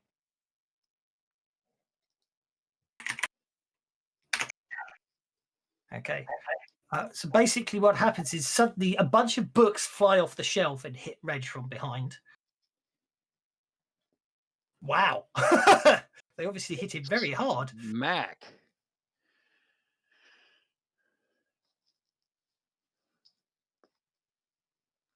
It's non-lethal Yeah, but damage, but I'm going to take the wound anyway. you'll take the wound anyway. Okay, new round, and Alan, you got the Joker. Did I not get an attack that round? You did, but I dealt initiative cards when you said you wanted to grab her and forgot to share the combat tracker. So you and Reg grabbed her. You got basically you nabbed hold of her, but she was still good. She rolled so well. She still got to, even while distracted and vulnerable, she still got to pull off a good spell casting. So I apologise about that. Okay, Alan, that's okay. Okay, I'm going to put my hand in my pocket. I'm going to grab my bunch of keys and I'm going to throw it at her and say, catch. brilliant. Okay, go for it. That would be an athletics test on Maisie.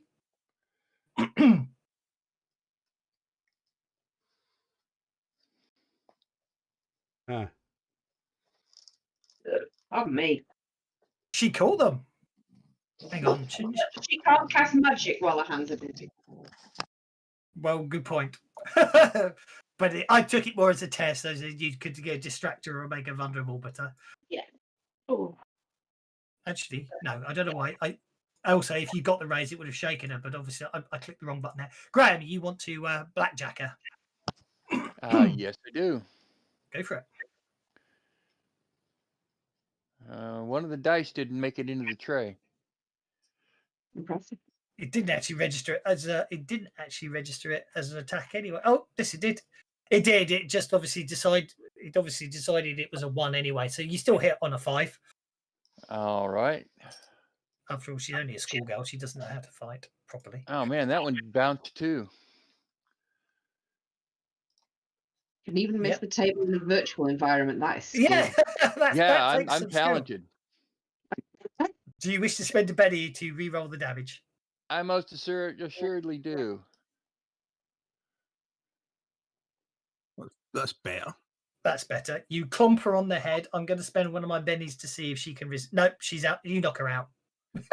I retrieve my keys. You retrieve your keys. Would have been Macy's go, but she's unconscious. And Reg,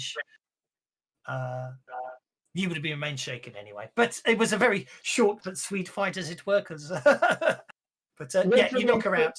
Just been beaten up by a schoolgirl and we can't handle it. Something's actually hurt. It's the psychological effect. As I say, it was non-lethal damage being hit by the books. It was more shocking you than anything else. But yep. Well, Maisie is unconscious. Yeah, it was the legal section. He was hit with the full weight of the law.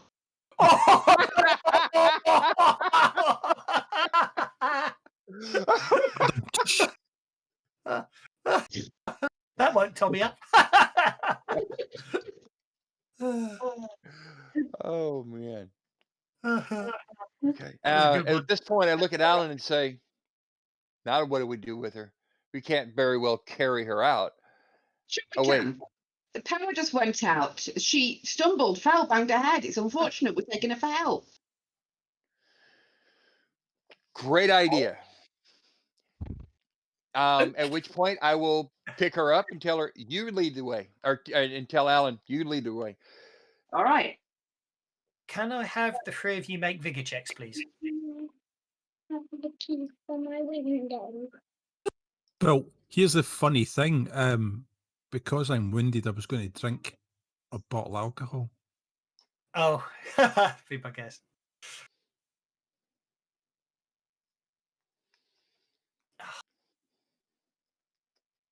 You got liquid courage, have you?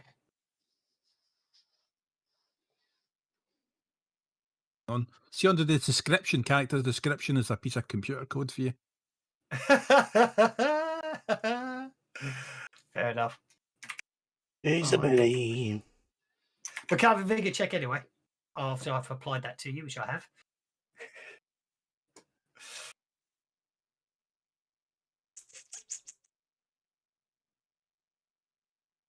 The interesting thing about the combat tracker Not is your it day, shows sir. you the Reg is the main At least character, it wasn't a critical failure.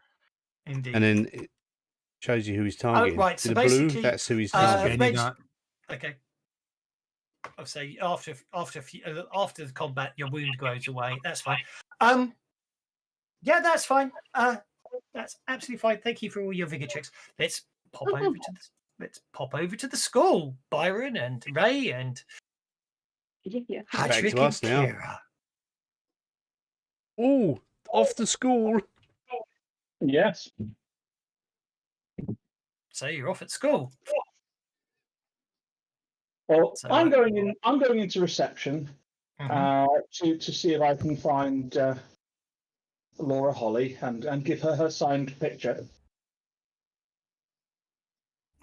Certainly, you'll be able to do that because you're meant to be meeting the headmaster. Yes, So, I'll go to reception presumably first and say I've got an appointment, and then I'll give her the signed picture and go and talk to the headmaster. That's what I'm going to be doing. Okay. Byron and Ray and Kira, what are you going to do while he's in with the headmaster? Gonna snoop around on the rooftop. Snoop around on the rooftop. Sounds good to me. Well, the headmaster's very much sort of all full of the platitudes and not entirely sure why you're in there, and you get this distinct impression that to get you out of there, he pretty much agrees to anything you're suggesting on the grounds of what you suggested yesterday. Mm-hmm. As I say, it's as I say that. Ow! Go for it. You get the impression he's almost desperate to get you out of the room. Not because he's hiding anything. It's just he's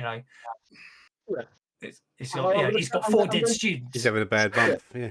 If he doesn't mind, I'm going to need to have a look around the school, have a walk around to find the right room to talk to the students in. Because while I'm sure you've got like lecture studios and things like that, it's about getting the feel of the room right. So I'm going to need to just have a look around if that's okay. You get the impression he's almost just like yes, whatever. Just get this mad person out of the room with me, as it were. I'm going to have a look around and go to the room that I know the figure was in, so I can do my sensing thing. Okie doke.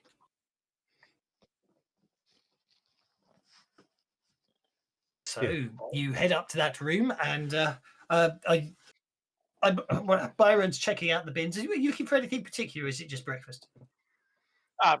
Just basically to be in the area. Yeah, no, I'm something joking. catches my eye. Oh, I know, but you never know. Somebody might have thrown something valuable out, or Well, indeed, yes. Make a notice check. Make a notice would check. have been trailing along with Patrick and in the reception area, looking around for brochures on the school, and then trailing through the classroom, like touring the school as a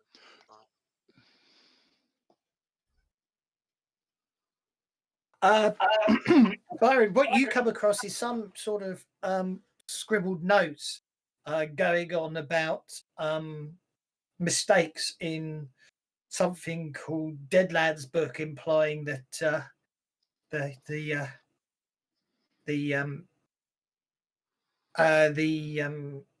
was it? The 1876 edition of the Hoyle's Games couldn't possibly been written by Edmund Hoyle because he'd been dead for 60 years over 60 years by that point. More, in fact, because it was 1769 he died, nearly dead for 100 years. And it seemed to be some scribbled note about. It seems to be some rant of complaint, and then all of a sudden it just seems to stop halfway through the arguments, and it just seems to be scribbled up and thrown out. Why it's there or anything else you don't know, but it's just the fact that it's the Hoyle's Game. It catches your eye. Yeah, Reg is an alcoholic. It seems to be Liquid some courage, letter vigor to some +1, guy agility Shane, -1, smarts -1, in somewhere ignore in wounds America. -1. You can't make out the handwriting. It seems a bit scribbled. Shane Hensey reading the fruit between the lines, and there is a return address, and it's basically a Glenn Newman.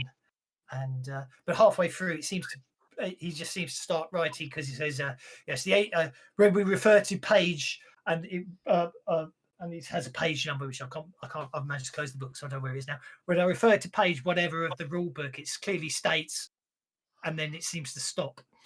So you don't know why he stopped it there, and it's all scribbled up and thrown in the bin. Obviously, got chucked out with everything else, but it was just the fact that it was Hoyle's games and that the people were mentioning Deadlands earlier. It caught your eye. Yeah, I'll put it in my pocket. No food though, huh? Dang. No, I'm afraid not. Okay, Kira and Ray. You can see Patrick sort of come out of the office, and you've Kira, you were wandering the school posing as a student, as it were, weren't you? A potential student. I'm checking out the school. It seems quite a nice school. Obviously, everyone's at this point, though. I mean, half the students aren't there because of they're suffering from stress and worry, and another half of the half that aren't there have been kept home by the parents because the one thing you did start going round the rounds again this morning and in the paper and on the radio is, you know, whether the school is cursed, and obviously there is talk about the I think the spend a penny thing is there going to seems to be be some theory that basically the old Americans don't Saxfordshire say has spend a not penny, been do they? cursed with super bad luck and misfortune. And the game's In made by fact, Americans. the first or second Earl of Saxfordshire Americans. supposedly was involved with vampires, according to local legend and stuff like that. But you think it's all, you know.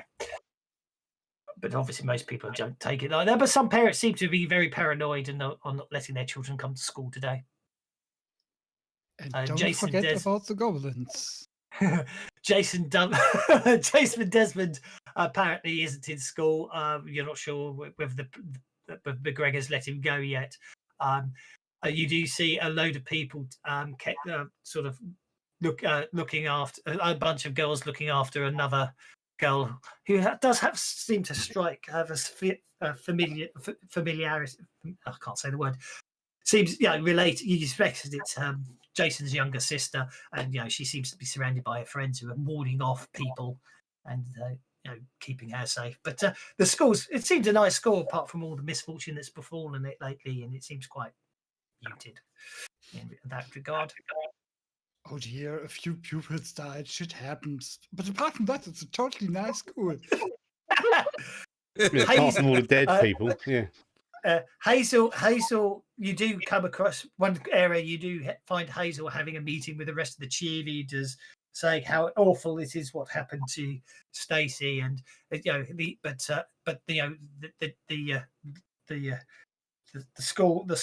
school motto is soldier on, and therefore the big game this Friday, and go Griffins, and how in this trying time she will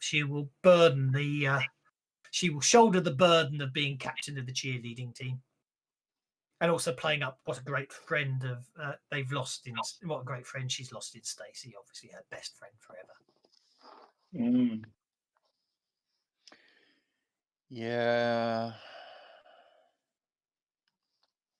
But at the time that he died today, I was watching the cheerleaders, so I'm also not convinced that she was involved in it.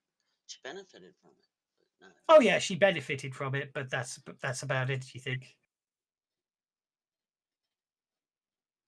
As one of the bullies, the hateful people, she probably isn't the one getting rid of them. She's probably on the next target or a target. Hazel wasn't. Yeah. Hazel wasn't one of the bullies. She was one of the victims. She hated Stacey. She was the first one to mention that Stacey had been a bully. Indeed. And Okay, but now we need to put up this bunting. So you hold this rickety old laggard as I climb to the very top of the school hall to put up this lamp. This banner across the top of the Yeah, that nothing could possibly go wrong there. Indeed. And you see the two, the other four cheerleaders are holding it strongly. Can I have a notice check, Kira?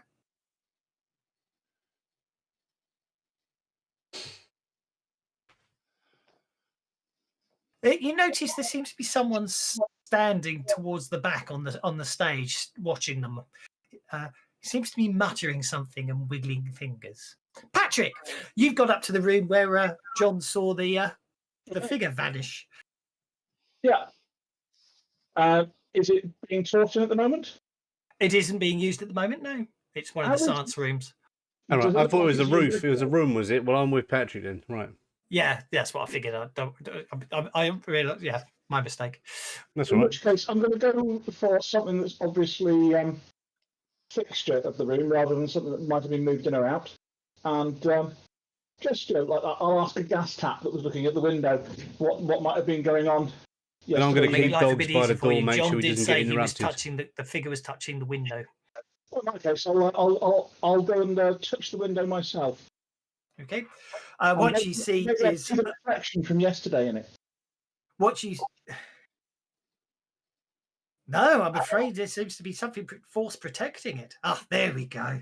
It There we takes a go. little time. It's almost as if there does appear to be something making it harder to read. But what you do see is the reflection shows you a spotty face with glasses and someone wearing what is obviously a homemade cape and with a hood and everything.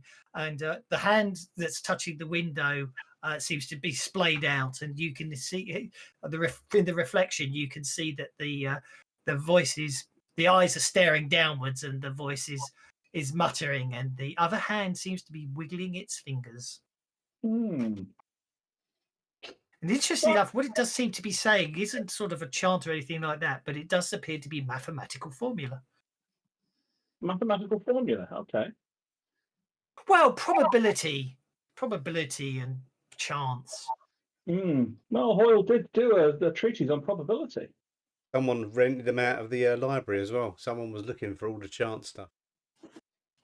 Free. And I'm down where in the auditorium near the stage. You're down in the auditorium, so I need to bring you down to there. And I observed somebody doing this little finger wiggle thing. Yeah, it's weird. It's some spotty kid with a pair of glasses and a funny cape on, and he seems to be muttering something, wiggling his fingers. He's using and bennies staring against. at He's Hazel. using bennies against the school players. Up on the stage, correct? Up on the stage, yeah. Well, I don't want to hurt him or anything, but I want to disrupt him, and I'm familiar with stages. There's generally all kinds of cables and cords and. He's a teenage folk hero. Just flash him. No. He's gonna try to entangle him. Okie dokie. I'm going to. Okay, so that's absolutely fine. What I'm going to say is, let's deal it cards in. Oh crap! What happened there? Where did he go? Moment you're on from terms of reaction times, he's on the 10 of hearts and you're on the 2 of spades. Oh god, go for it. Try and tangle him because he's not expecting you and he's focused. Go for it. Come on. I'm talking about that lamb and chicken. 6. That will entangle him. Disrupt whatever you want to. That's the main point. Yeah. So that would be an entangle, which basically makes him toughness 5 and cannot move, but he can still react. Where is he? I've lost him. There he is. Okay, what then happens is on his go.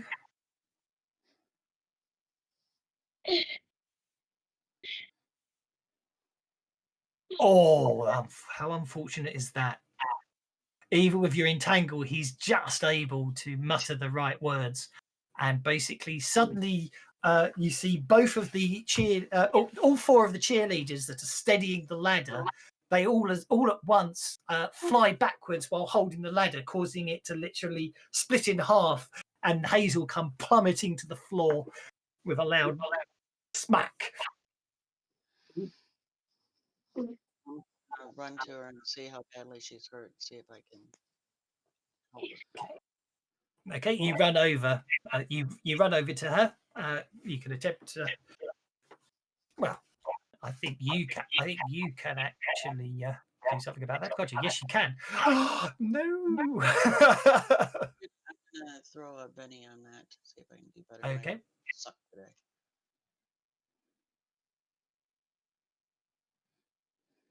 Yeah, you are able. You're able to.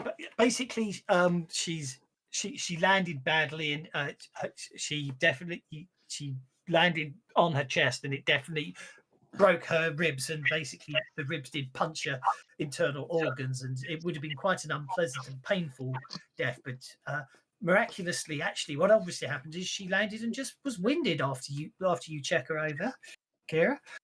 When you look up, let's see if he can escape, which he may not be able to do.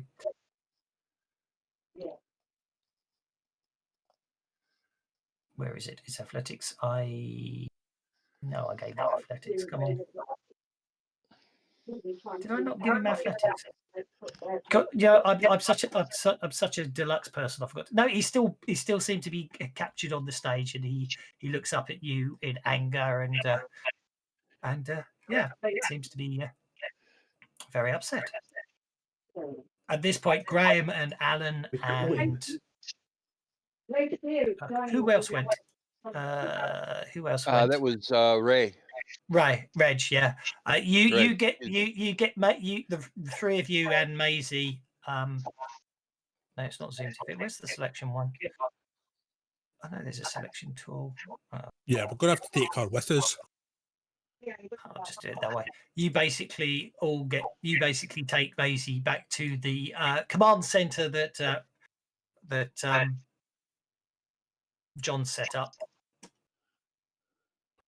She's too dangerous to be let loose. But the other thing is, Byron says that she might not entirely be fully in control of this, so there's a benefit of the doubt. I mean, Patrick and Ray and Byron's outside. Can I use a tube of super glue to take her fingers and super glue them all together so that she can't wiggle her fingers? You certainly can. That's brilliant. Absolutely brilliant. Love it. Reg is totally into that. No? He'll hold her down. Okay, Ray managed to get a joker for everyone. Make a notice check, Ray.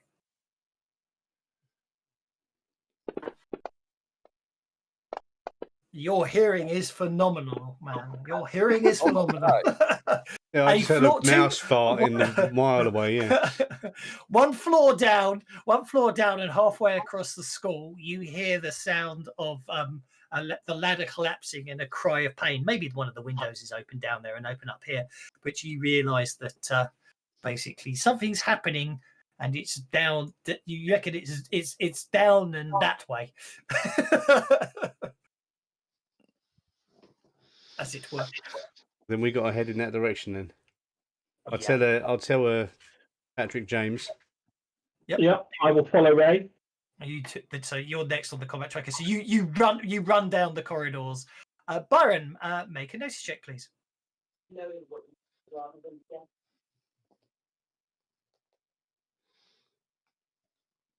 You also hear something's going on. Plus, also you also get the something's happening in your needed tinkle bonus. But you realise that Kira's in a confrontation on her own. I will head that way. I feel sorry for the Basically, other girl. I'll just slowly. I don't know, slowly. Unassumedly walk through the door and to where I feel she is. That's okay. So was that you, John? Oh, I was just saying, feels she's in a confrontation, and I almost feel sorry for the other person. Yeah, definitely. Fair enough. She's so unprepossessing. She's a tiny little thing. Just a kid, really. Oh, I'm going to have to spend one of my bennies on that. I'm going to have to spend another one of my bennies on that. I've got a lot of them. Oh, well, do you know I can blow them all? Until I critically fail. I think at this point I'm going to give up after this one. Yeah, he's definitely, whatever you entangled him in is definitely holding him down. He's obviously got to try and escape. Kira, you can... after making sure that Hazel is going to be okay. Yeah. I'm going to go and, because he's just not too far away on the stage, I'm going to go and make sure that he doesn't go any further. Okie doke. I So know yeah, Savage will be along because I know how the 29ers function. indeed. So basically, I'm saying because for dramatic purposes, you'll be striding up onto the stage as the next round starts, just to give everyone else a chance to do something. Oh, by the way, I don't know if John Barlow set up anything or Patrick's got them retroactively set the bindings up, but if anyone else just gets the impression they're needed elsewhere, they can arrive this round as well if they want for the sake of fun. Or if you want to interrogate Maisie, feel free. Like I said, I had kind of set up a listening post. I'm hearing crashing and screaming, so I Yeah. would definitely be in that direction. That's what I figured. So I shall deal you in for this round. Yeah, same. Reg is compelled to go if the party's in trouble. I think we lost Dave. I think Ivory disconnected and then we lost him. He said in he said in Discord he lost power. Yeah. If Reg is going, then I think I'll be going. Besides, if we can catch all of the ne'er-do-wells and the magic play spell casting people, then whatever the hell this is, maybe we can get them to spill the beans and we can maybe put an end to this crap. A jug of water over Maisie will probably wake her up. Yeah. No, I didn't say I wanted to wake up. Oh, sorry. Kev, would you deal me in as well? I think after hearing this loud noise, I'm gonna go running Yes, there as well. I will. Yeah. Sorry, Greg. I must have misheard what you said because I just noticed the message about the power count. Sorry, please repeat what you said. I apologise about the magic and stuff. Greg? Oh, Graham. I'm sorry. I thought you said Sorry. Greg. I no, did say Greg. I meant Graham. I think if we get these two together, the wiggly fingers and the muttered incantations, maybe we can get them to spill the beans, and we can figure out how to Fair enough. prevent Yeah. it from continuing. So I want to take Maisie with us. Okay, I assume everyone's going there for the sake of argument. Just why not? And obviously, I found a way to use a map anyway. It's just no details on it. Okay, Maisie doesn't get the Joker, so I'll have to give the Betty away because she's unconscious and she should be dealt into the combat tracker. John, however, gets the Joker. John comes striding into crashing in. Basically, what happens is pretty much all of you at the same time are going to come crashing in. Mark, John, and Brett will be this round. The rest. Graham and Reg and Alan will be the following round. But basically, Patrick and Ray crash in through one set of doors. Byron wanders in for another set of doors. Excellent. John and Brett crash in for an additional set of doors. All at doors, just as you see Kyra sort of calmly marching up onto the stage, and you're not sure how or where the plants came from, but this kid seems to be sort of encased up in vines around him, and he seems very angry. What do you want to do, John?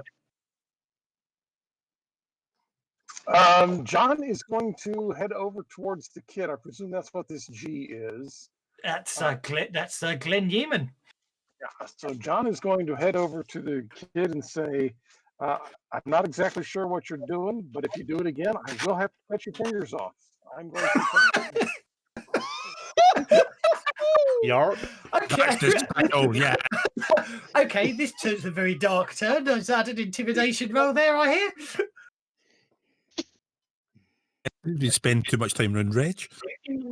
He has, hasn't he? Damn, on D4s.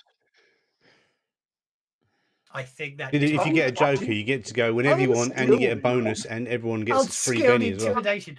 Okay, that means he gets this. I've just found a bug for the fast test skill. It doesn't know how to deal with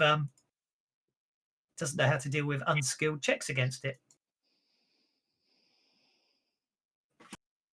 I may not have had him targeted properly. No, I targeted him, but I think it was the unskilled. I'll have a play around with it later. Okay. Anyway, so he's already entangled. So you just shook him. Do you want to distract him or make him vulnerable as well? Let's distract him as well. Oh, I forgot to program F11 in for this one. Patrick, Right. So we've got panicked cheerleaders in the room as well. They're all they're all lying. Well, the cheerleaders are panicked and lying, holding broken bits of ladder. Hazel's lying injured on the floor, but this appears to be okay. She seems to have a slight scent of ferns around her, which you recognise as someone's healing abilities. Mm-hmm. And then Marlowe's just gone storming up to some spotty kid in a homemade cloak and glasses and threatened to cut his fingers off. Well, no, nobody heard that. That was very. I'm not saying you don't know what he said, but John said something and the kid turned pale white. I'll walk over to John and say, maybe you should leave this to me, Mr. Marlowe. I will pat the kid on the shoulder and say, son, it sucks when folks bully you. But surely you can be better than them. Bullying them, killing them, that's not the answer.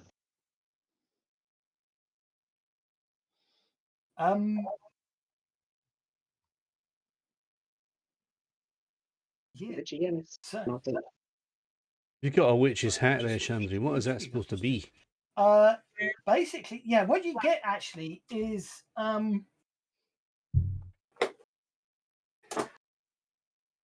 you get sort of anger, annoyance, anger and annoyance, and fear coming off him, but also arrogance and a sense of just basic of power, the absolute power he's got right now. And you're not sure, but it's almost like there's another voice at the back going, do it, do it, do it. Okay. Alan, you're bringing Maisie with Reg and Graham and everything. You'll basically, for the sake of argument, we'll say that you obviously they're all together, but so you've all got to the doors and you can see what's coming in and you're there first. If you want to do anything, that is.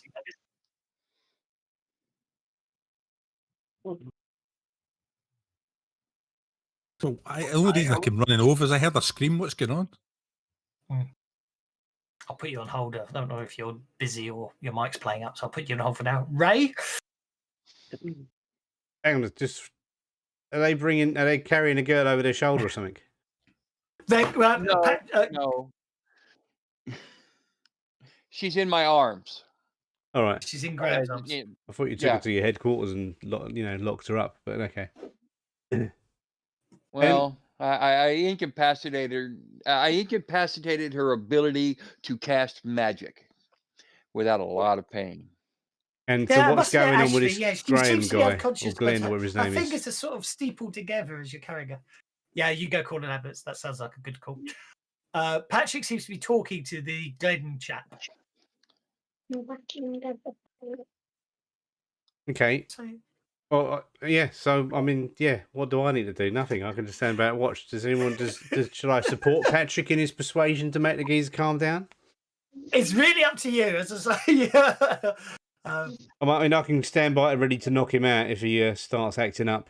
So, yeah, I'll go and stand next to him, but not looking intimidating. I'll slump my shoulders and look, Yeah, no problem. And just be ready to, if he misbehaves, I'll knock him out. Okay, that's fine. No, you might want to talk. You might want to talk, otherwise you end up with this unconscious victim here. Okay, Glenn unshakes, but you still tangled up. Did you just jump over me completely? I hadn't noticed you'd spent all those cards. I did. I started with a 6, then I got a 4, then I got a 5, then I got a 2, then an 8. What an improvement. Then ignoring you after spending 3 pennies to get cards. You've got to admit it's funny. In fact, actually, you know what? Just because you spent so many, I'm going to do that. Oh, Come on. That's a Rollins on shake, I have a feeling. Wow, only 27. Well, unfortunately, he see that the technically already exploding failed, so I'm dice, going to the have to ace spend another dice. penny He to rolled a unshake. 6 and then got He's then going 29 to on one dice. Look up at Patrick and goes, "You're impressive." He says, "I wish to confess," and he looks at you and whispers something in your ear, and fails miserably. I'll try one last time. Oh, that's better. That's opposed, though, isn't it? I was about to check. And the caster has a -2 if we have different arcane backgrounds. Yeah, so it's a 6. That's a 6, opposed by my spirit. And I don't get the +2 from empathy because it's not any of those things. So you're no, fine. you don't. No, you don't. That takes us to Brett. The I evil couldn't resist, GM Tommy, is sorry. being evil. All right. I couldn't resist that one. Sorry, man. That's fine. Well, gotta get some pictures to my story, ain't I? I'm gonna turn up the flash to 200%. Brilliant. You I'm blow it gonna turn it up a little bit more. Come on. Come on. No. That's better. You better be. I was watching a stream about entangled, so this you're by the okay on guy that who score. invented the system, and he said that people who Yeah. don't Just use agility. you We should award say this bennies is for role athletics playing anyway. and Oh, you're kidding me. and you know, like when you got He closed his your eyes. hindrances and all that other stuff. If you I role want to play multi them, action you and play slam your my character, camera into his face. you get awarded bennies. So you Go can on then, start I'm off not with 3, gonna but you say might no end for up with giggles. like who's got? I've got 6. The guy talking has got 3, but he just spent 3. No, this works out. Are you kidding me? Alan's got 7, Kara's got 5, John's got 7. So basically, walk up there. The more you, and you know, you role play, you get awarded bennies. But it's not just free for the whole session. There If you go. That's how if you do pay it. more role playing Do you and want to do more distract stuff, Mike? you Do get you more want to bennies. So distract then you him or can make him save, vulnerable? save yourself from shit situations. Your digital camera. I think I Wow. want to distract him. Okie dokie. We're fighting school kids at the moment, so it's not really a dangerous fight. But you know, Alan requested interrupt. No, I didn't. I just was coming off hold so that I wouldn't be Okay. getting guards. I'm on the phone to the ambulance. It's going to probably take me a round or two anyway. Yeah. Okay. yeah, especially I'm with gonna- UK's health service. Uh, You've been on for an hour. Yeah, exactly. Go on. Let's get to the edge of this combat tracker. You've got the guy. I just Alright. want to see what you're going to do to him. I mutter something about kids, and I'm going to use righteous fury on him with fatigue and hinder. Oh, go Well, for it. Oh, can I knock him out now? Sorry. You can always attack him. You can always, because obviously you do an unarmed attack. It's non-lethal. Yeah, that's what I was going to do, knock him out. So yeah. Yeah. If he started anything, so. Well, I mean, at this point, he's going to be really doubled up. So yeah, I don't see why not. You can hit him and it just wounds like normal, but it's non-lethal damage. Let me see let me get the fatigue on first. He suffers fatigue. Okay, so stun is a successful casting means the victim must make a vigor roll at -2. So that's a vigor roll at -2. -2 for the stun. Did you cast it? Did you say you casting it with hinder and fatigue, wasn't it? Hinder You and didn't- fatigue, yes. Yeah, 5 points, power points. Yeah. To do that. that's fine.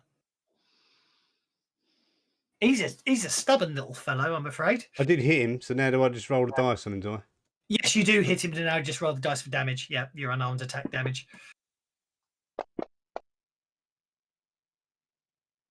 You smack him and shake him unless you want to. Well, you've got quite a few bennies. If you want to try and you can re-roll the damage if you want to try and do better.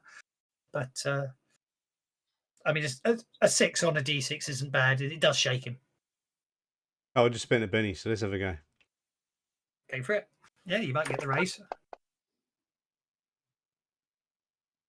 You can still take the 6. Yeah, okay. Well, he's shaking anyway, so he can't do much unless he gets out of his shaking, can he? No, hang on a second. Glenn, Vigor entangled, but I forgot to apply the distracted, so he is stunned. Because it was -2 Vigor, -2 for being entangled, but I forgot to apply the fact he's distracted, which would put him in another -2. So you do. So you Ray smacks in between. Well, Ray gives him a punch, as it were. He hit a guy with glasses, and at the same time, You should have used your fist, not glasses. I would have pulled the glasses Ray off first. shake- With one hand swept in, grabbed the glass, the other hand punched him straight on the chin. Yeah. okay, yeah, exactly. So the kid's shaken, stunned, distracted, entangled, and Kira. His glasses are still okay. I don't want to give his parents a high optician's I mean, bill. I mean, look at all the little status icons the poor kid's got. Not that I'm calling him a poor kid. Got little Tweety birds going around his head. Yeah, he is still conscious.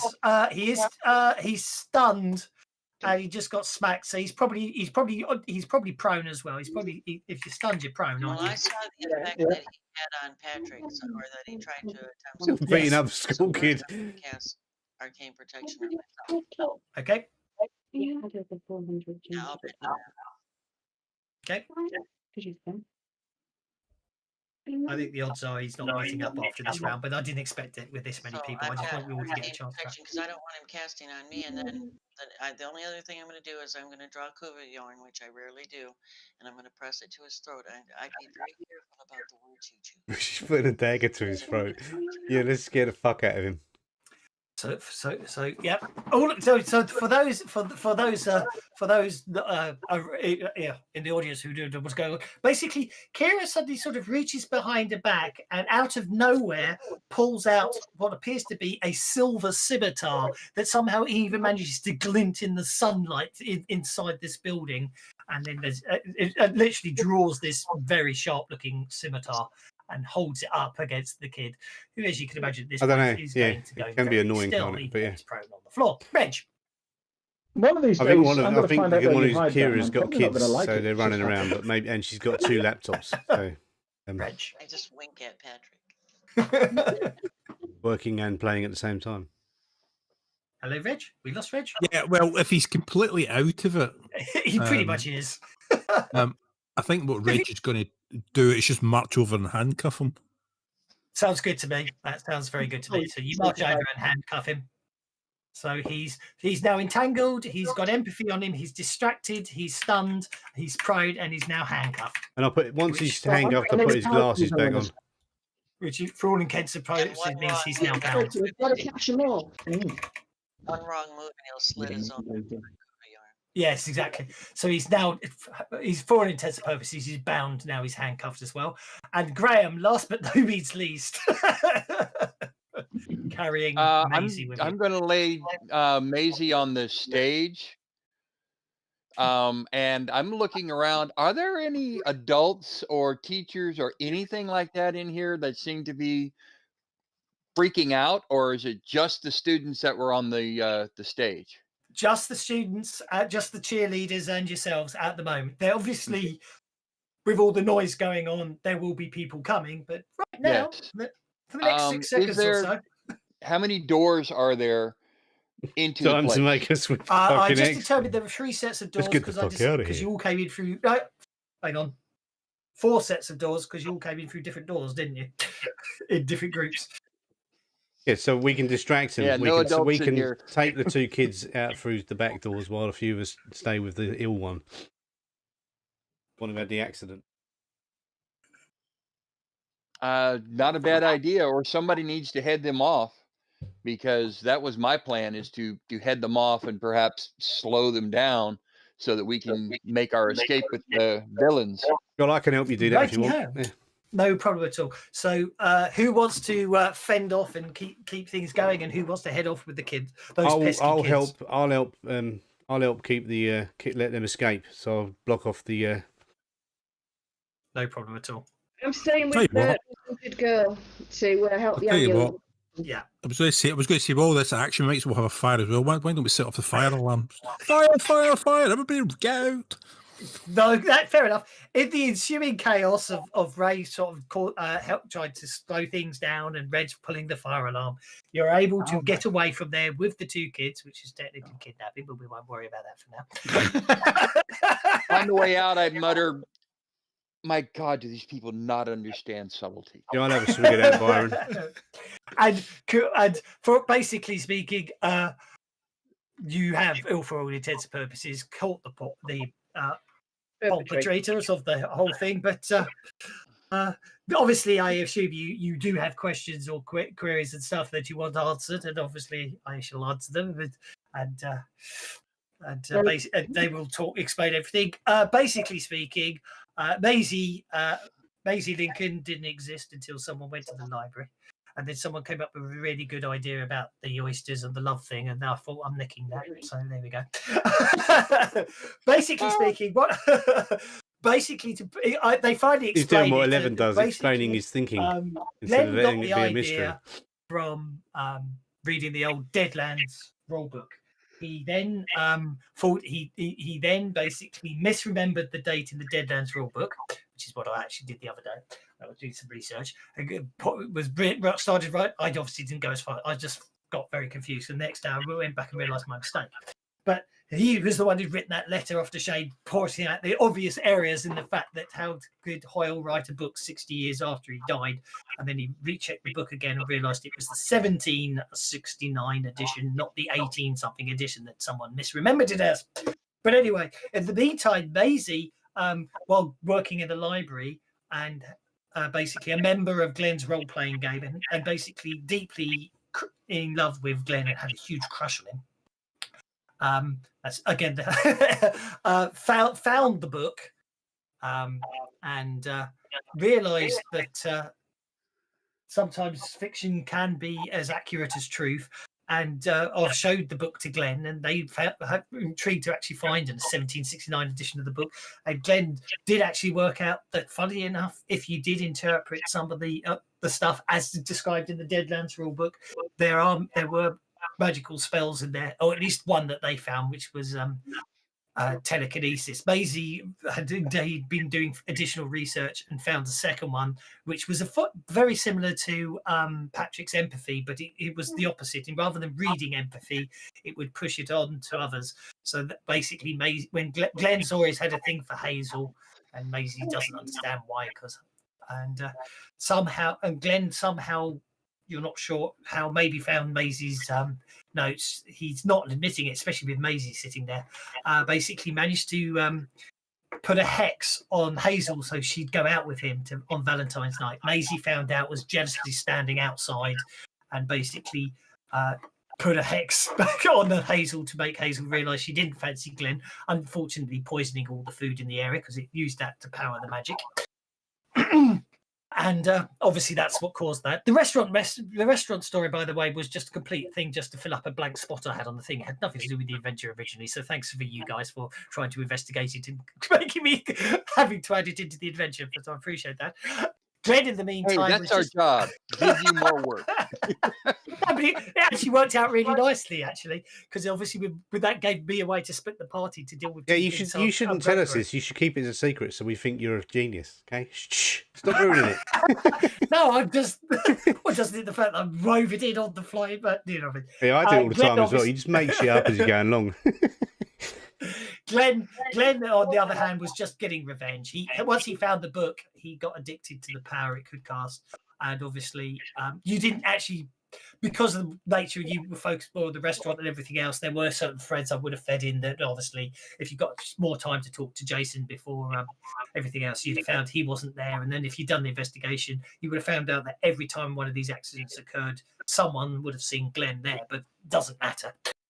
Yeah, he was basically enacting revenge on the people who bullied him over the years, and then obviously Hazel, because she embarrassed him and running out on him at the restaurant. But obviously that was lesser of importance than getting the 4 people that made his life a misery when he was younger. And that's pretty much it, really. So you've caught them, and no one had to resort to using firepower, which makes a change. And I hope you enjoyed it, guys. Oh yeah, I do have a question though.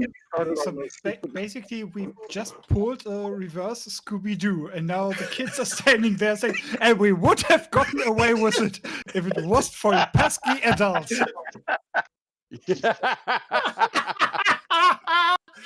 I know the game's over. I know the game's over, but I'm going to give you a Benny for that one. Someone said they had questions. Yes. Yes. What behind Glenn? Sorry? You said there was another voice pushing Glenn on. Yes. So try to mind link with Glenn, and it's to Glenn, not the voice. Yes, you can. And just see if I can get Glenn to reject whatever it is that's trying to control him. Okay, well, obviously you'll have to do that. You can have multiple visits with him in prison as we're going down that route. But yes, certainly, that you can certainly do that. I'd say you're going to have to hand. Well, I don't know what you're going to do with Maisie, but Glenn, you definitely have to hand over to the authorities because he's killed people. How are they going to control him? He's on my side. I'm going to run. That's a very good question. If he actually has memorized the spells, there's a real good chance that prison can't hold him. Patrick, is there a way you could take that memory away from him? Unfortunately not, since my powers got changed. Well, I don't know everything that you can do. I don't know if prison can't hold him, but I think prison might be really fun for him. His stream's miles behind. I'm looking at it and it's just showing me disconnect, and I disconnected. Yeah, that's the problem. 2 or 3 minutes ago. He goes from being a kid that was angry to becoming a major player in the underworld. Exactly. That's criminal how you underworld get super villains. I mean, oh my God. This is not somebody we can just turn over. Somebody needs to know about these guys. I like the newspaper idea. Well, you can report it, but maybe what I'm doing here is setting the groundwork for the return of a much nastier villain later on. Someone pointed out he can't be killed in prison, which hadn't occurred to me up until that point. Actually, what are you arresting him for? What is he being charged with? Well, I'm assuming you're going to hand him over to the authorities. Whether he can be found guilty of anything For like that. For what? He used magic to kill these people? I mean, are they going to believe that? Well, it's up to you. This is a good quandary. Well, that's the quandary I can leave it on, is what you're going to do with the kid. See, my question is, why isn't there some organization that, they deal with the strange and unusual and, Welcome to the 29. No, well, it doesn't exist. I was thinking a government agency that comes in and does things like that. I wonder if there's one of those around. Pretty sure there is one, but we have to wait for Tevis to play the next session of Section D for that. Yes, that's exactly where I was going with that. Well, I'm afraid to say, contrary to John's beliefs, I'm afraid believes there is, as far as you know, there isn't some sort of people. So it is either you guys are going to deal with him, and maybe that's what Patrick will have to do. But again, I'd say that will be an interesting quandary that you guys could choose to have to come up with. I mean, we've caught the guy, but what do you do with him now? Now, so at this point, we've just kidnapped 2 kids. Yes. But they're evil. They're evil. Blatantly, I'm a thief, not a kidnapper. I'm out of my depth here. Reg would probably look through their pocket and say, "Oh, look, I've just found Class A drugs. I wonder how that got in there."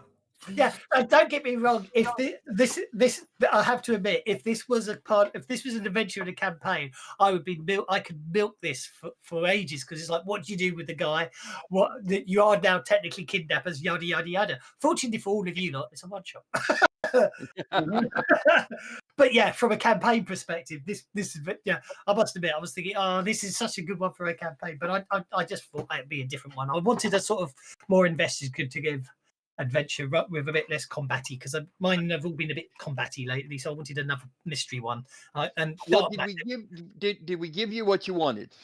Well, did you get what you wanted? Is the other way? Oh yeah, I had a great time. I mean, there was one piece of combat. The rest of it was all role playing, and it was a lot of fun. I enjoyed the heck out of it. I know how to keep the boy occupied. Right? Yeah. Whatever he does now is really, really arrogant. So Patrick, using Mindling, is going to challenge him to calculate pi. And he'll never cast another spell again. Very good. I like Or- it. Or he'll find a disintegrate spell within pi. Yeah, that's a horrifying thought, isn't it? I think there was someone else saying they had a question, or have they all been answered? It was Tavis who asked you originally.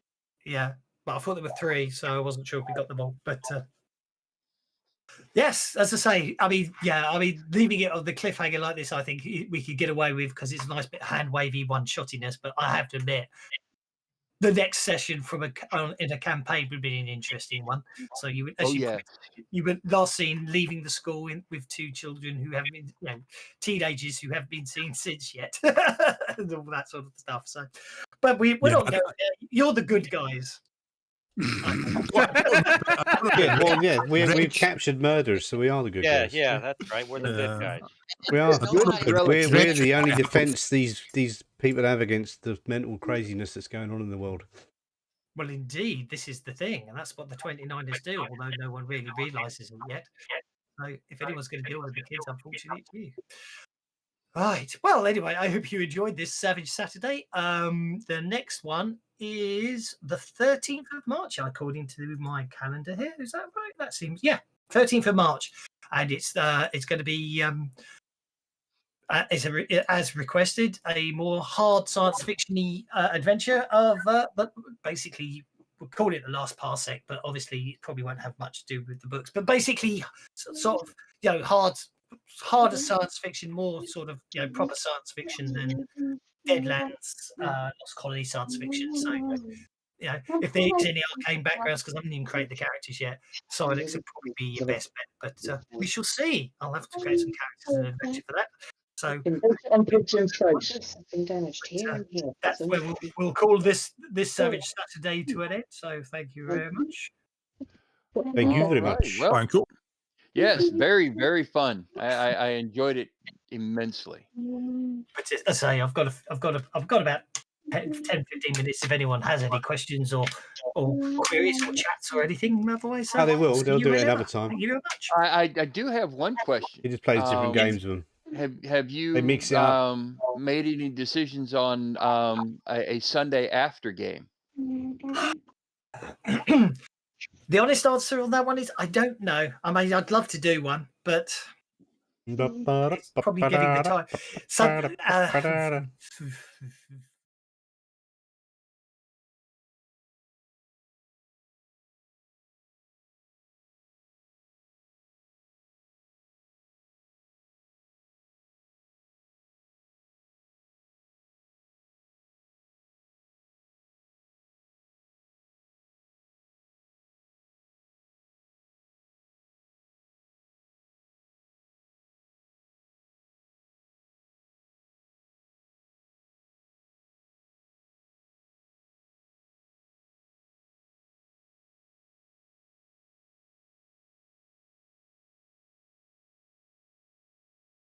Oh, it won't let me in. Hang on, let me change this. What are we talking Maybe I about just next? need to- Tomorrow you're talking about? No. At some point. Oh yeah, probably. Depend. Yeah, I'm not usually. I I don't do I much would on like Sundays. to put down. Oh, there I am. Okay. It would be a campaign, as it were. It wouldn't be one shots. You'd create your own characters and we'd run something. But I've been asked about it before and I've thought about it. On top of the Tuesday night jobby. But it might be shorter ones. But I'm just toying with the idea at this point. You say, but I just want to get. Not in addition to Tuesday. Yeah. I don't. It doesn't have to be the same guys. I was just putting it out there right now to get ideas and numbers. I'll put it out more open in the longer term. But You put it.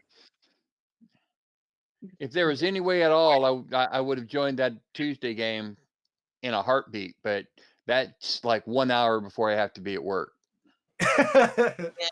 that group, you made a good comment about the role playing. It's like, well, this is a usual cast of characters. You shouldn't be surprised they're playing characters. Rather. Oh yeah, no, I'm not complaining about that. No, I'll say. No, What I about? was talking to Graham, the new Yeah, guy. yeah, the new guy. Oh yeah, I'm not. I'm Jiminy. not there next Tuesday. I don't know. Ray's the real new guy. I completely forgot that he'd only read the rule book and not played Savage Worlds before. But fortunately, as it more role playing than game role playing today, then I think we got away with that one. So I apologise for that. But I hope you enjoyed it. It doesn't matter. It's all fun. Yeah, it's all good. I'm sure the next. As I say, I've been a bit too combatty lately, and especially after Tuesday's game as well. So those that are still here that were here on Tuesday know what I'm talking about. An adventure where two sides have been at war for a long time, and the players can turn up, and if they sort of get the chance, they can make everything right. No, they just killed everyone.